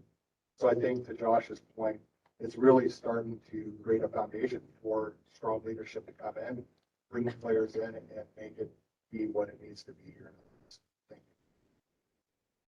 Thank you. Anthony Allman for the record. Dr. Harris, I don't know if you could speak. We anticipate there will be 180 new units online by the end of this year, which is great.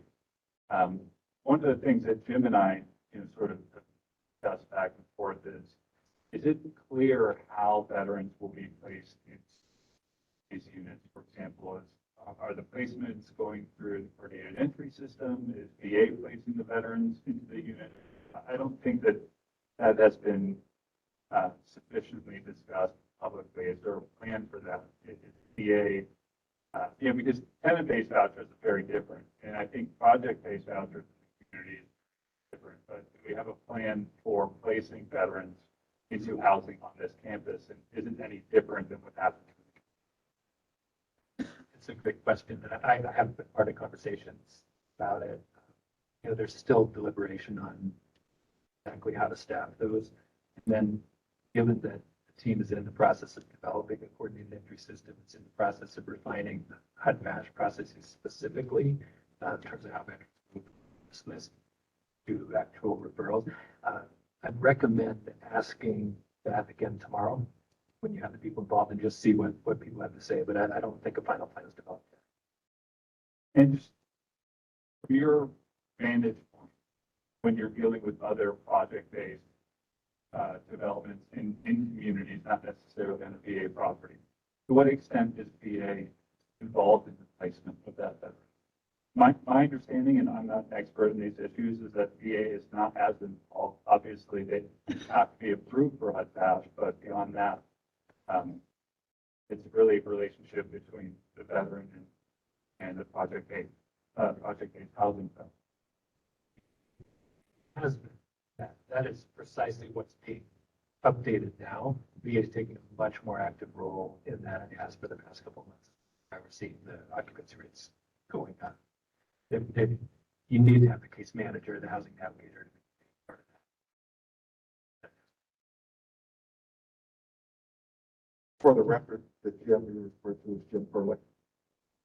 Correct. Jim Perley and I had a discussion about that, and we were just wondering what the plan coming online. But the last comment I'll make is Jim mentioned this about getting a medical appointment. In December 2020, I had COVID. I came here for my care, and I mentioned to Dr. Braverman at the time, in January 21 of our meeting, I had excellent care. And I've recently come back for care here for routine medical appointments. And I will say that my experience here as a veteran receiving health care has been fantastic, both for my primary care and specialty appointments. So I appreciate that, and I always want to give credit where credit is due. Be sure to, put a plug as the Veterans Experience Officer, take your surveys, please. Yes, sir, and we'll send it straight to the provider, so, oh, well, we'll put you on the sample population randomly. Can I do a quick drive-by real quick, just as we look at the PACT Act, especially for the veterans in the room? I really want you to pay attention to those presumptives when they come out. We anticipate the president signing as soon as Thursday or Friday of this week. There are 20 new presumptives. So I really want to make sure for us veterans that you guys take a look and do not be afraid. Come out there, get the benefits that you've already earned, and I'll get off my soapbox now. Thank you, and we'll get back to our originally scheduled programming. And I think that scheduled program goes right back to Dr. Harris. So first of all, very appreciative of your being on board. You know, you're the manifestation of one of the recommendations that we made. So we have a lot riding on the good work that you're doing already. And we're certainly appreciative to hear of the advancements that you have just indicated. I know undoubtedly there are many more, and I suppose we'll hear more about tomorrow. The specific question I wanted to ask you about is about recidivism in terms of people, homeless veterans who are placed in housing and then who drop out of that housing. In my own experience traveling around the country, most especially in large cities, that recidivism rate really compromises some of the advancements that we make at the front end. We end up bailing the leaking boat a little bit. We place a lot of people in, but a lot of people are falling out, then they're replaced, and round it goes, and it takes a lot of energy and it demoralizes people to see that. So one, I wonder, given your commitment to data and what we've heard around the table, if you have data on the recidivism rate here in Los Angeles. And secondly, anticipating what that response might be, is this the area in which that consultant group is looking at to search out what might be best practices?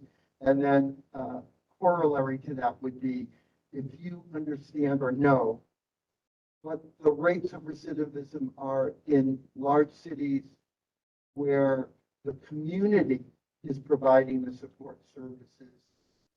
Community organizations, NGOs are providing the services versus the VA itself providing the service. Be really fascinated to hear your reflections on that. We start with and cover all that.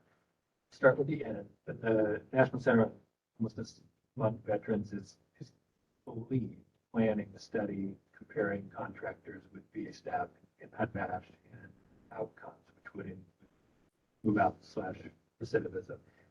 We don't have great data on that. I've seen self-produced data from contractors, for instance, surprisingly showing they do a better job than VA does, but I've personally seen data showing the reverse. It's not as clean cut as I think some people believe it might be.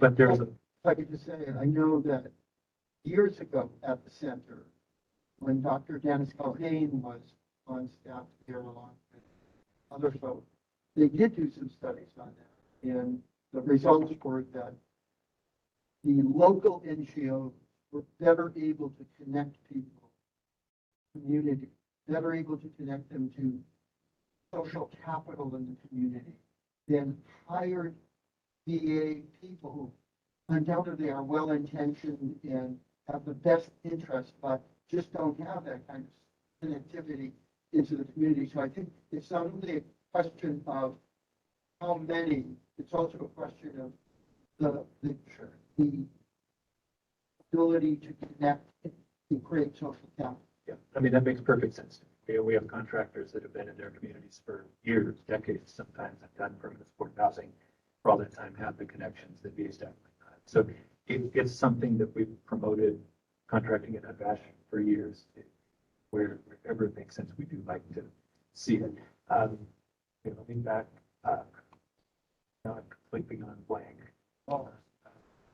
Sorry. Yes, thank you. recidivism. Um, So the medical center is currently in conversations with the local housing authorities to dig further into recidivism and actually move outs and reasons for those. One of the recommendations for last time in March. I've seen that data myself, screen shared in a meeting. As you noted, what I'm going to call move outs for a moment. Recidivism, I think you mean returns to homelessness, which is a level of granularity we haven't had as I think anybody wishes we would. What we do see is move outs. And there are months where there are as many move outs of Vash housing as there are move ins. So when you talk about it being a limiting factor in voucher utilization, it is a huge one. Some of those are veterans in coming out of a Vash. Some of them are choosing to exercise their freedom to move. Those are not recidivism. Those are not bad move outs. But what we want to do is get the granularity to drill into the negative outcomes, those preventable. All the resources being put towards housing navigation that I talked about. One of the side benefits of that is freeing up standard VASH case managers to provide much more intensive case management to those who can help support and prevent. So that is one place where we expect to see the benefit. And then the TA providers are in fact focusing on the types of support veterans need when they're in housing to prevent. So expect to see some improvement. There's more work to be done. It's not unique in a way. I'm just wondering, if you have a number? We're talking about data, so what percentage of homeless veterans were placed in housing in Los Angeles recidivate, not move out? I understand the distinction, but lose their housing and go back into home. I don't, but that is what the center's in the process of. I'm sure that shocked you that given the years and years we've placed homeless veterans in housing, that no one has collected the data on recidivism. That's shocking. Oh, Not saying no one is collected, and then there's an important. This is not this is just giving visibility into what we have. VA's own data budget system tracks increased access to. Never have that data point on move outs. That is collected by the housing authorities, which is why we're working with the housing authorities to get it. Agreed, it's something we need better visibility. And just the other part of my question was, whatever that data point is, it's unacceptable, would be my guess. That in terms of veterans being placed in housing, receiving the services, either from the community or from the VA, and losing their housing, falling out of the housing and returning home, we would all agree that that's unacceptable. And we know that that's prevalent in large communities. So I'm wondering, as a part of the portfolio of these several consulting groups that have been brought in to look at the system, is that part of their mandate to look at recidivism levels and make recommendations? It is. And there's nothing yet. This again, I don't want to get too far ahead of SIRS and the local team here. I think it's going to be part of the presentation. Strengthening case management supports for veterans in housing is part of the focus, yes. So in conclusion, I just want to say, I'm so appreciative of what you bring to this work because you've seen it all across the country and you have a specialty in California. I do think it would be counterproductive to the secretary not to be aware of recidivism levels that in fact undermine some of the efforts that are going on. So you could have 15 housing service providers that if we're not doing a good job supporting veterans in their housing, and then the question is, what's the constellation of the services of support that make that more likely successful tenancy? But we're eager on that. Okay, we have time for one more. Thanks for your patience, Mr. Boyle.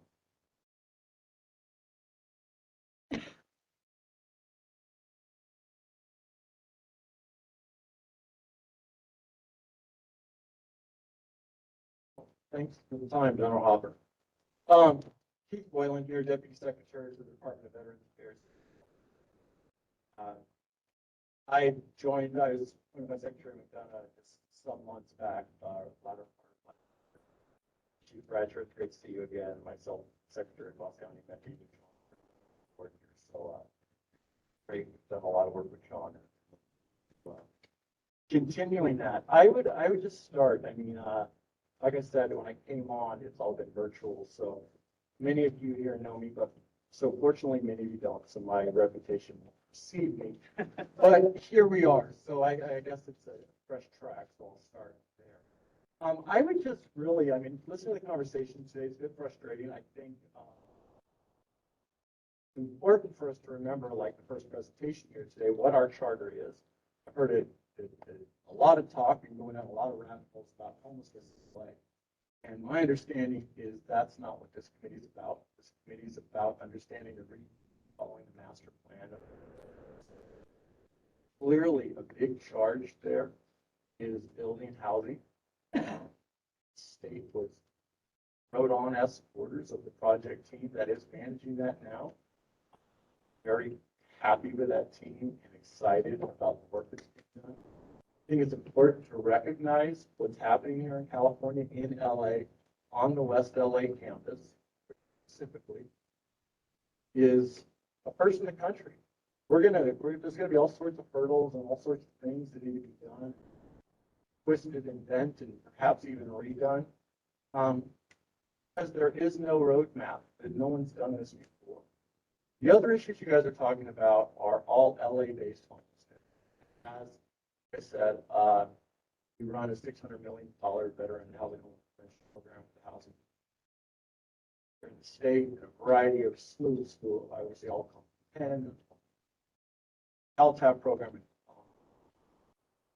So I think it's important, if we're going to go down those rabbit holes, that we really educate ourselves on what's at stake. There's a lot of conversations about what's taking place in cities all around the country. I think it's important to look at what's amazing work's happening in other cities in California.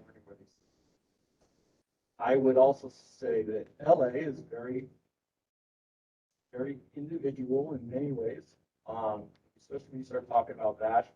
That's an entirely another conversation, project versus scattered site versus on and on and on. And I think for our purposes here, starting to go down a lot of those rabbit holes, I think Anthony had the only comment that I think is most important as it relates to what happens in the future, which probably be a conversation today, which would be what's the process that's going to take place once these employees what's that entry system look like to house the folks.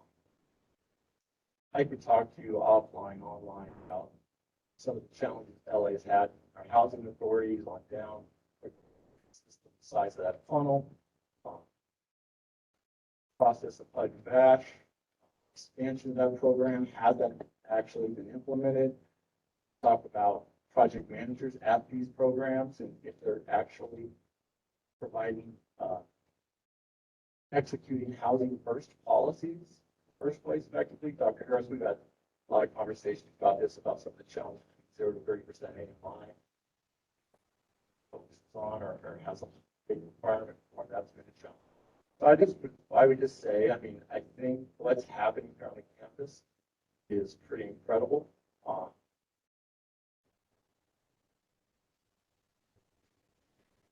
Talked about his experience going by the campus and the actual progress that's been made and the change place there, I think is exciting. Some of these other challenges, I would just, on a state level, say, what the state efforts are. I'm fortunate enough to get reappointed by Governor Newsom. Worked very closely with many folks in his office, and there is substantial efforts that have taken place. I think you marry up with this very well. Dr. Chris, you're well aware of those, so that's more to come on that. I think as a group here, really important for us to focus on the actual efforts taking place at this campus, the development of this campus, and obviously some of the infrastructure in the surrounding LA area that will affect our ability to piece up and get folks in these units effectively. But then I would also add that I think it's important for This campus is larger than just the homeless issue. This campus is there for the service of veterans. Granted, there's a challenge in LA. Obviously, there's going to be, but that's, I hope that's not what is the banner across this campus. Hoping it will be representative of a place in West LA for all veterans, which includes obviously serving those.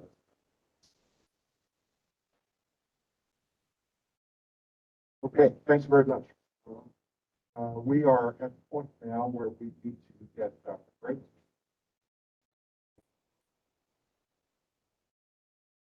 Thank you very much. Thanks for the opportunity to talk with you all. More importantly, thanks for coming here to try to get together and see what has happened over the last couple of years since you've been here. And that's really what I want to talk about a little bit and put this in perspective of the healthcare system.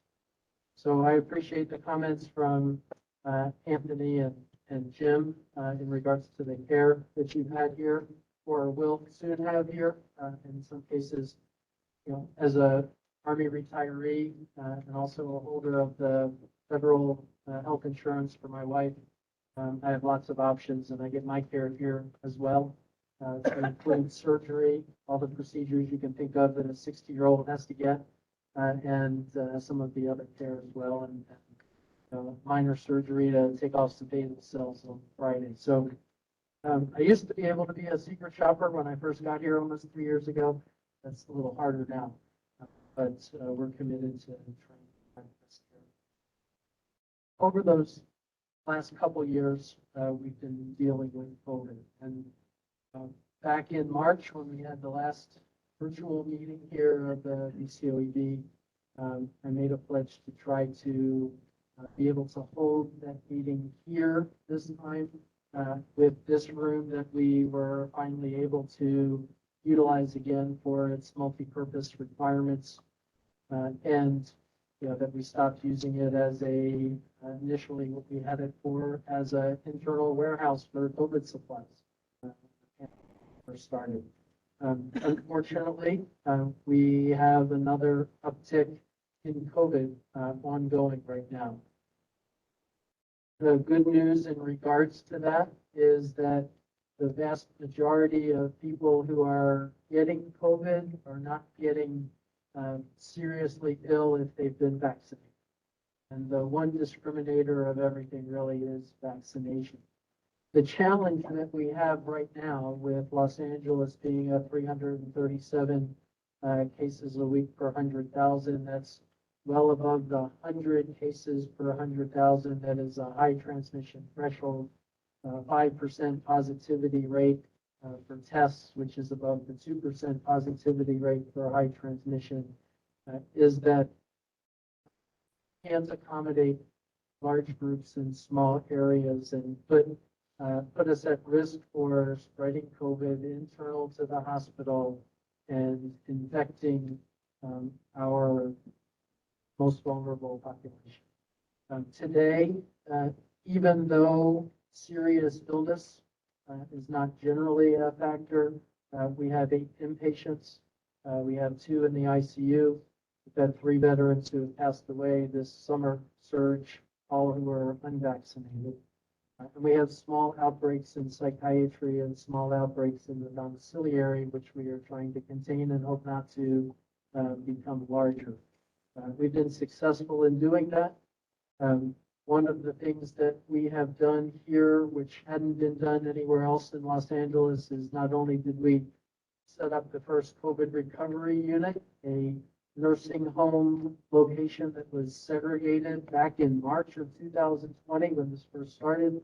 We've also had COVID psych units so that we could continue to provide behavioral health care for psychiatric patients who also tested positive for COVID.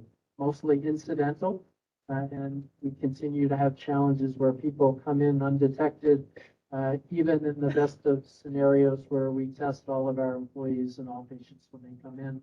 Sometimes they have the disease and don't test positive initially. So that remains a risk.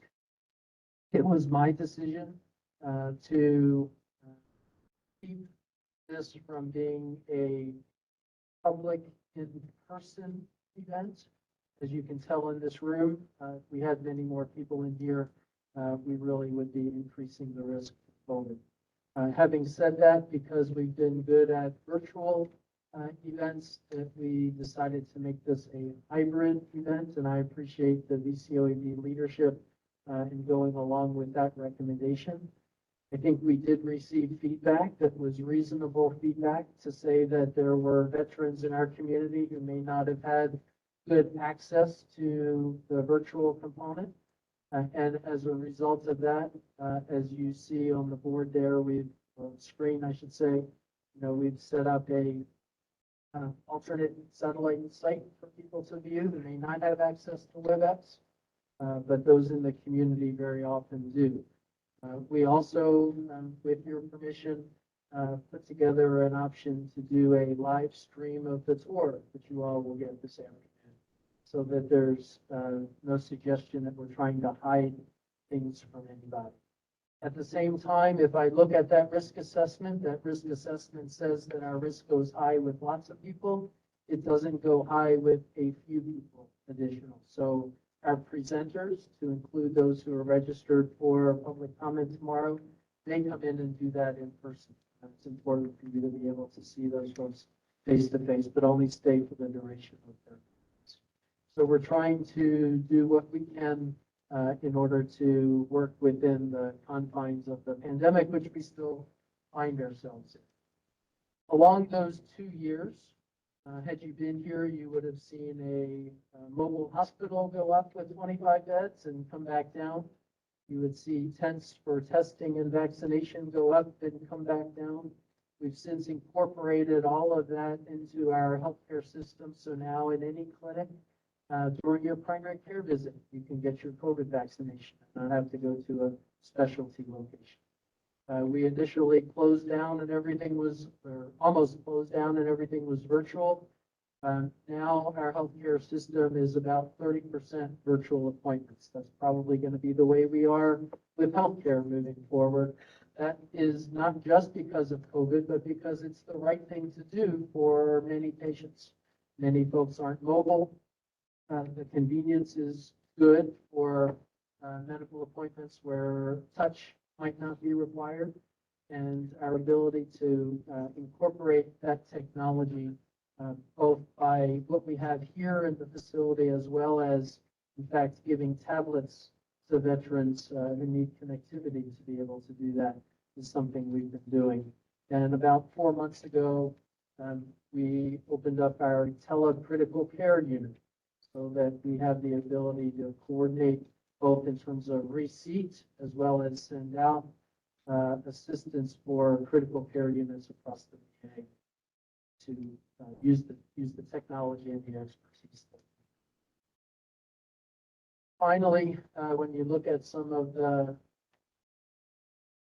homeless and master plan initiatives, you all are aware that the 2022 master plan was signed and approved by the secretary. After significant public comment, not everything that everybody recommended or requested was put into that 2022 master plan, but a significant amount was. We also have committed more than $75 million in FY 2021 and 22, mostly 21 and 22. To get the master plan back on track in regards to housing. Would I like it to go faster? Absolutely. Are we reliant on our community partners and our governmental entities in order to help with that? Absolutely. And we'll continue to try to speed up the process that it takes to renovate and or build these permanent supportive housing units. The infrastructure requirements were significant. I also want to recognize one person who's not here, Mr. Michael Fisher, who is our network director. Michael is actually meeting with the deputy secretary on another engagement. He had to pick. He chose the deputy secretary over the chief. But he's being represented by Ms. Pam Westbrook, who's over in the corner over there, acting deputy network director, so being here. But Mr. Fisher was also influential in being able to kind of compartmentalize some of the costs that we have in our healthcare system that we've been taking out of Hyde to help with master plan requirements to include engineering and other events, master plan, strategic planning, et cetera, and take that kind of money off the top of the network money so that it didn't come out of our healthcare budget. So those kinds of things are important for everybody to understand that we are making a commitment to continue to move forward. We are doing everything that we can to meet the Secretary's goals, both those that we met last calendar year and those that have been established this calendar year. You'll get a briefing on some of that on Matt McGarren tomorrow. We're not where we want to be. We'll continue to move forward. I did get some information. Again, you can speak to Matt tomorrow, but Dr. Bamberger, to your question about assisted living and also the question about the Augusta, Georgia VA voucher program there. We are working on identifying how we can do that here. There are a few issues that have arisen that we're working through. One is being able in this area to break down the difference between what rent versus services would cost. And of course, the vouchers would only pay for the rent piece. The services would be the responsibility of the individual veteran, at least as of now.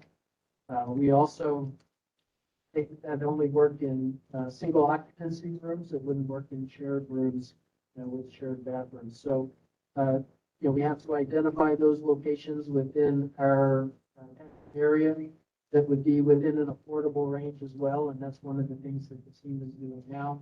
Then we'll set up some lease agreements that have to get approval through the public housing authorities. So this is in progress, but it's not going to happen tomorrow, but it's something that we are working on and have been for several months. That's a gap that we have identified also with the assistance of the. So with that, I think I got you back on schedule, so I'll turn it back over to you. Okay, thanks very much. Looks like though, Steve, you can't now, if you have a question. Dr. Bev. So first, one technical suggestion, Dr. Griffin, and then one comment. The state has a Medicaid waiver called the Home and Community-Based Alternatives Waiver, which provides a day rate for people who qualify for Medicaid, Medi-Cal, for services in supportive housing or assisted living facilities. I think this is a policy area that needs to be explored. The VA tries, as I know as a physician for the VA, to not tap into Medicaid funds for veterans, but it's not forbidden. In this particular area, grading the state Medicaid service funding with what the VA can offer, plus a HUD voucher, would get you to that level to be able to serve medically frail, elderly veterans in assisted living. I don't think you're going to get to that level unless you bring in all these different graded services, because homeless veterans or veterans who are very low income will never be able to afford assisted living yet in Los Angeles. You'll never get there. You got to break through those barriers that are artificial from my perspective if you're going to accomplish that. So that's just one technical area that it's there, low-hanging fruit. There are thousands of slots available to the ACBA.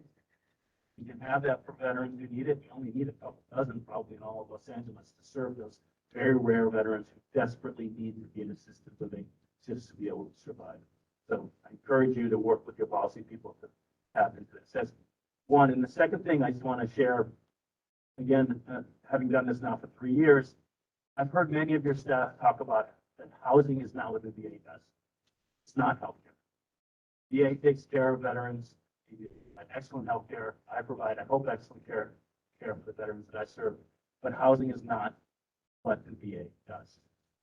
I would love to hear over this next year some evolution of that, where I believe strongly, having taken care of homeless individuals for the last 35 years, the only thing I have in my black bag is proof of health of someone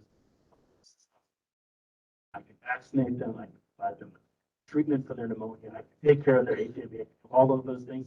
I've never seen a single study, not one study, that will make a person live longer who has experienced homelessness other than housing. I would love to hear VA staff in Los Angeles lead with every sentence time that we get into this space. We believe that we as a VA have to provide housing as a healthcare treatment for veterans who are experiencing homelessness. It's aspirational. I don't know if it'll ever happen, but I would really love to hear that in the next week. Okay, thank you, Josh. Okay, we're at that point that you all anticipated in the program of member introduction. Ask you to use short bios. Members.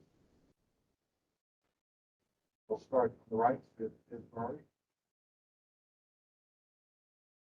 Hi, my name is Christine Berry, and I represent the family that donated the land and the 1887 fund, which was charged with redoing the Wadsworth Chapel and the 4 other buildings that are historical on the land.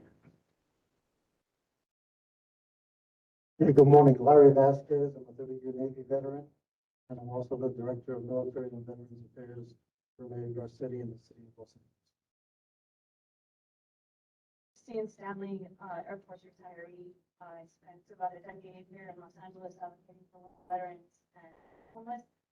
I currently reside in Ohio as the Assistant Director for a GP. Good morning, Jim Zenner with LA County Department of Mental Health, Army veteran. I served 7 years, most of which was in second ID. And, yeah, I've just been, ever since I got out of the military and finished grad school here at USC, I've been working with veterans for support and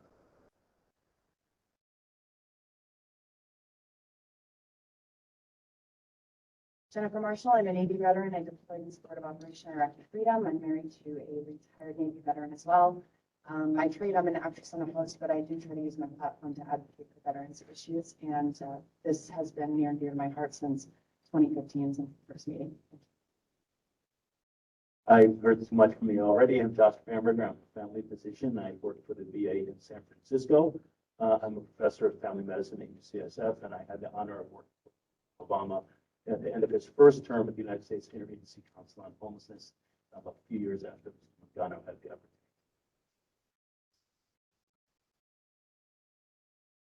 I'm John Hopper. I almost 36 years. Here's running charity.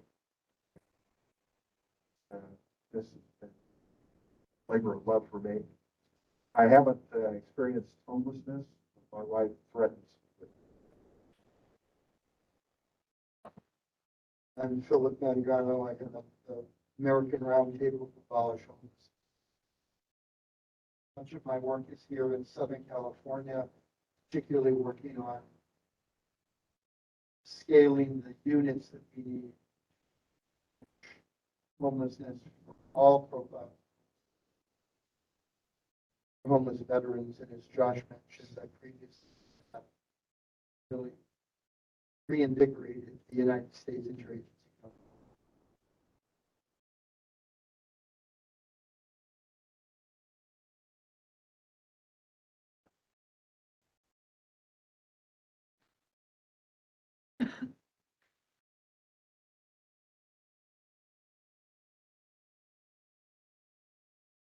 Hi, I'm Rob Beckman. I work today as a real estate lawyer here in Los Angeles.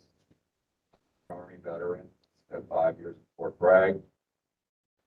Standing here, of course, many times dropping me in trees, including several night jumps. I came out with having disabilities for 5 years. But my father was a career infantryman with serious combat wounds in Vietnam. I was very familiar with reports of his work as a guide. Growing up and seeing my dad get scared. So these issues are very dear. Anthony Allman, Army veteran, native Angelino, so I enlisted in 9/11, came back in 2003, and have been a part of the LA veterans community since then. specifically working on pre-development of this campus since the very beginning in 2015 with many of you here in the room. Hello, I'm Dan Rosenfeld. I'm a local real estate developer and investor, and was previously the head of real estate for the state of California and for the city of Los Angeles. My expertise is in land use planning, housing development, and the adaptive reuse of historic. Yeah, hi, I'm Jim Curley, Vietnam veteran, affordable housing developer. We have 1,400 tax credit units. We work with that, resident vouchers. I'm pretty familiar with the, who I think is excellent, and my bias is what they're up. Thank you. Hello, everybody. My name is Sean Van Diver. I live down in San Diego. I'm a 12-year Navy veteran, served from February 2001 to Navy. Since leaving the Navy, today I work at Deloitte, client relationship executive for LA, Orange County, San Diego. Well, heavily involved in veterans issues nationally, statewide, locally. I currently lead the Afghan Event Coalition. Wartime now. Okay, I think we missed Keith Boyle. Oh, sorry, sir. Keith Boylan, Deputy Secretary, Department of Veterans Affairs. Nice to meet you all in person. U.S. Army, some years ago, did the Iraq thing a few times. Veteran service base for about 20 years now. I came up with project for lodge areas in San Francisco. Fortunate enough to get appointed up to Sacramento. I oversee all service programs for the state of California, for the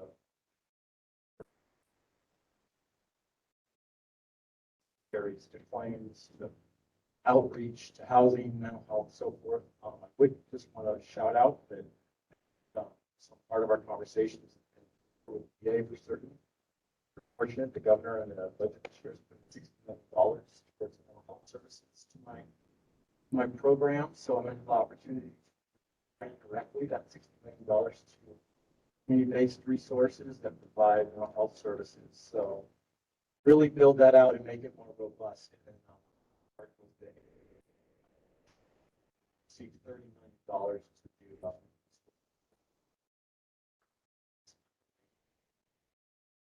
adding some supportive supportive services, I'm sorry, to permanent supportive housing, specifically those for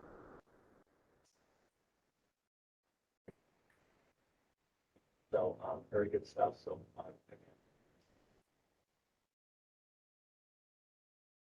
Okay, I think we have everybody. Next on our agenda, which I know you're all looking forward to, are pictures. I don't see. Giving you the ground.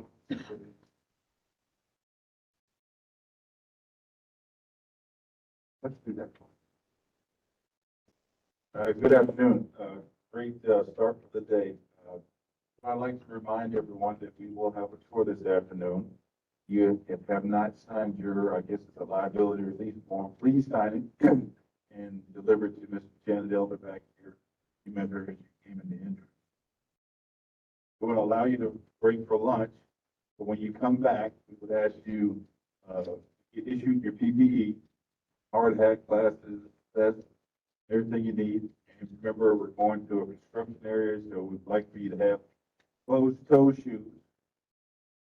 A lot of dust in the area as well, so we just want to be aware of that.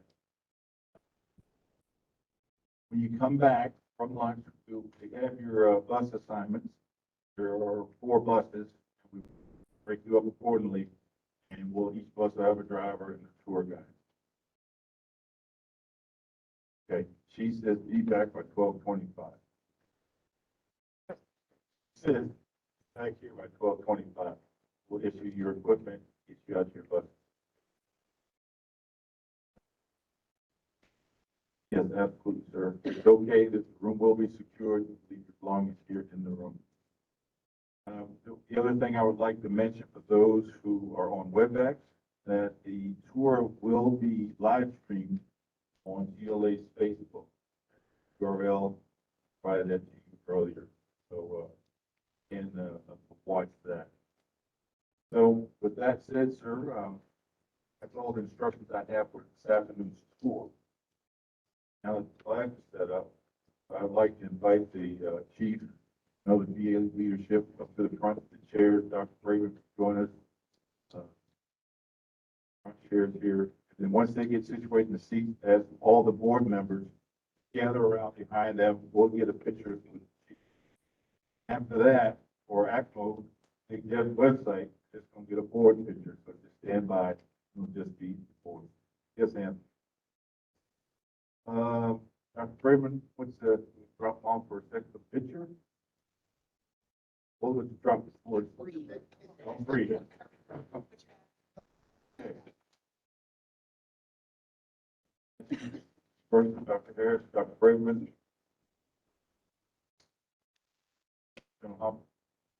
Magano.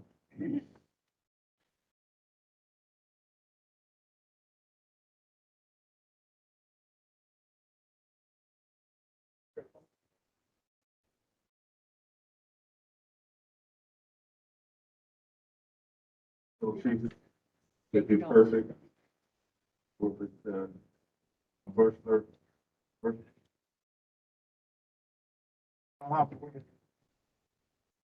The chief. Executive sponsor, sir. Jump in there. Bill. Magano.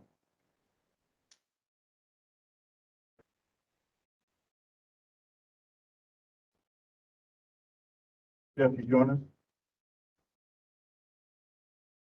And we'll put Jeff on the other side. Board members? Board members, join us, please.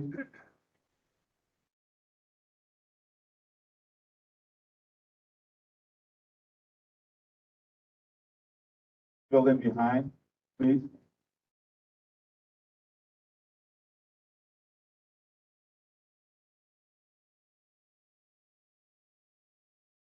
Pete, any of those?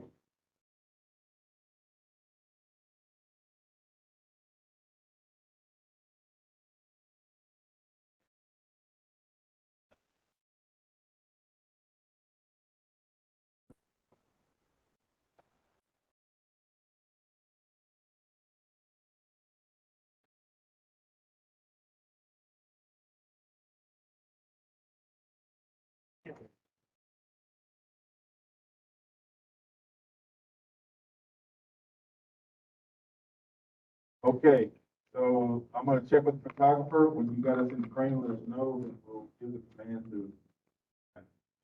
Yeah, spin the camera around so you can see the photograph.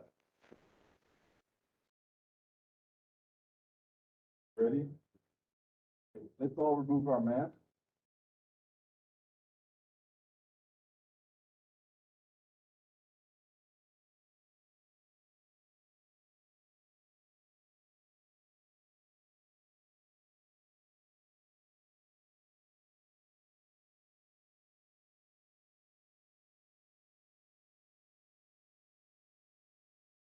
Replace your mask, please.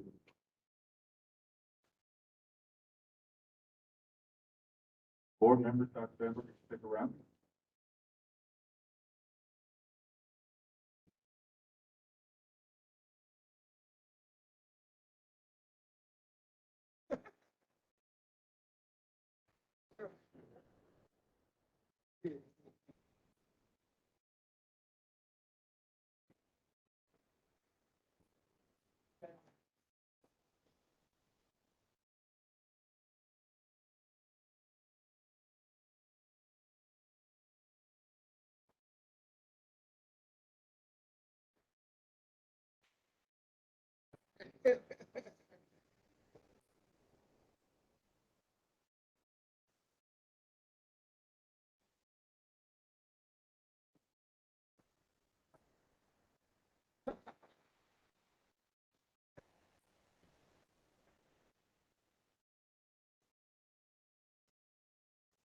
Then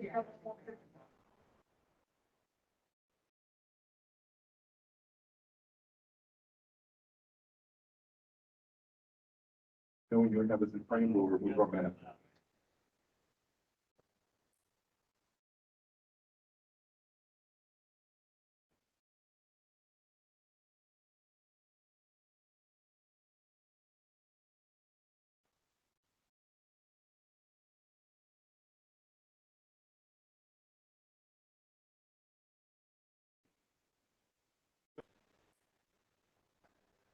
Remove your mask.